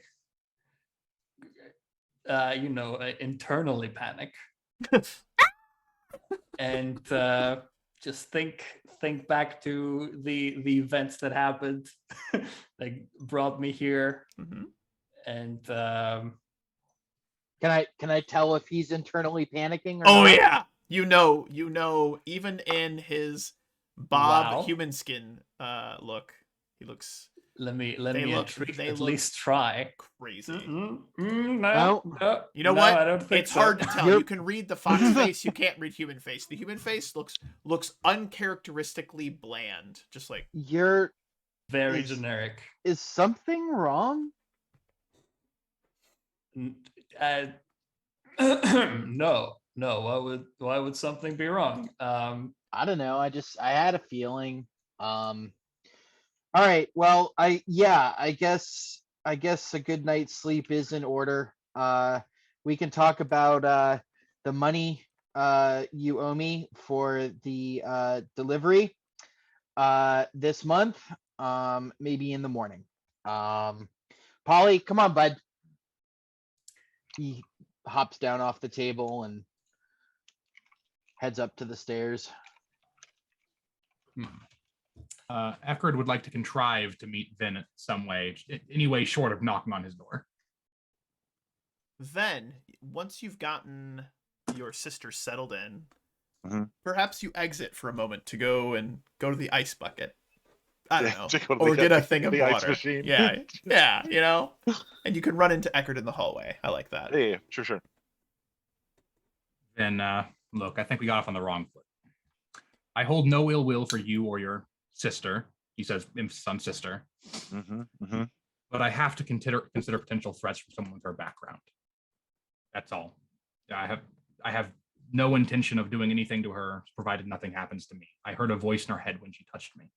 I felt a magical effect. I have to react to the information I'm given. You know what? No problem. I felt the same thing when she touched me earlier. Trying to look out for her because she saved my life back there at the landslide. So, but I mean, I had to maintain the pretense. So I hope you know that I understand. Personal. And pat him on the shoulder and kind of walk by in the hall. And you don't have to make a will save when I pack. Or do I? I don't know. Are you allergic to the touch of a holy man? Make a fort save. Uh-oh. It wasn't a pat, it was a punch, you fool. Save versus holy wrath. Nope, I don't make it. You feel nothing because there Nah. was no effect, but it was funny that you rolled a 7. Feel And as something you that isn't there. all retire, then you retire to your room. You get a bedroll so you can sleep on the floor. Eckhard, you have the suite in the inn, which is very nice, very fancy, silken Sweet. sheets. Oh, pristine. Oh, wow. Lovely. Much better than I expected this place with Lovely. people dancing on tables. Lovely. Super sweet. Bix, you head off to wherever it is Bix sleeps at night. Where does Bix sleep in the evenings? When he's in town, he gets a room. Excellent. You get a mid-range room. The owner gives you a little bit of a discount because you provide some of the meats that he actually serves to his. I'm his primary. patrons. I would be his primary dealer. His primary meat gnome. And Mikael, what do you do? That's me. What do you do? I will. First of all, once Bix leaves, I'm gonna, to no avail, I'm sure. I'm gonna look around the table, the floor, see if the gem just dropped on the floor while it was moving about. Presumably, I don't find it. You do not. I do However, not. make a perception Shocker. check with that. You're not in fox form. Never mind. Don't make a perception check. Not in fox form, indeed. But obviously, thinking that someone I was with probably stole this, I'm gonna go look for who was the most suspicious. Obviously, Definitely the cleric of Abadar. definitely, yeah, Super suspicious. that's what I was gonna say. No, actually, definitely not an apostle girl. That's the one. Mhm. I don't remember her name. Odify. Odify. That's the one. Yeah, I'll go look for her, or see if I can find her room. Mhm. Just a heads up, I'm sleeping on the floor inside the door while she takes the bed, so that if anybody comes in the door, It hits gotta you. get by me. Yeah. And I can't wait for room service to come in and conk in the head with a door. Housekeeping. You want me to fluff your pillow? I'm done. All right. And love Tommy Boy. Great movie. Anyway, I digress again. So you do find the room in which they are staying. And it's shut. It's late in the evening. It's likely at this point it's midnight. So you can knock, you can go talk, or you can, do whatever you want. I'm going to first of all listen at the door just to make sure that they're not awake talking or something. They are not awake talking. Then I'm going to peer through the keyhole in fox form. As you I have, peer through the keyhole, you see something that you probably didn't expect. From the bed, there is a soft but very noticeable blue glow. blue glow, huh? And make a perception check. Then you are fast asleep. It's been a long day and your body hurts. Classic. 5. 5. You won't smell what I was hoping you'd smell, but you will hear a conversation.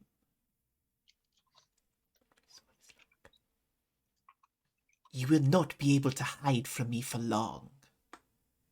Then you hear Odify. Father, I'm done being your lackey. And that, my friends, is where we will end today's session. Wow. Charlie. All right. Thanks for running, Wolf. Had a great time. You enjoyed it? You had a good time? Yeah. Everybody a good time? All right, cool guys. Ah, that was good. Cool. That was pretty good. Feels like a lot happened, and I'm only saying this because I'm scrolling up the summary and it's long. Oh, good. I plan to use those summaries. Sorry to anybody that was watching that, like, for half the session, like, I guess the players were muted because I suck and I haven't streamed in a while. But you know what? We know what happens. And you know what I'm going to do is when I post this to YouTube and I'm like, hey, sorry, the players are muted half the session, but there's a really nice recap. The recaps are put together that I'll post in the section. So it'll be great. But no, to everyone that stopped in to watch, really appreciate you guys stopping in. We're going to go ahead and cut the stream here momentarily. But for Drew, Axel, Blau, and Azriel, I just want to say thank you guys so much for playing. I am so glad we got to get session 1 going. Hope you guys had a riot. I had an absolute blast. Very excited about this story. And we will catch you guys next time when we get this going. Not sure when the next session's going to be. My work schedule's crazy right now. But in the meantime, we will let you guys know. And gentlemen, viewers, lords and ladies, be well and happy gaming. Cheers.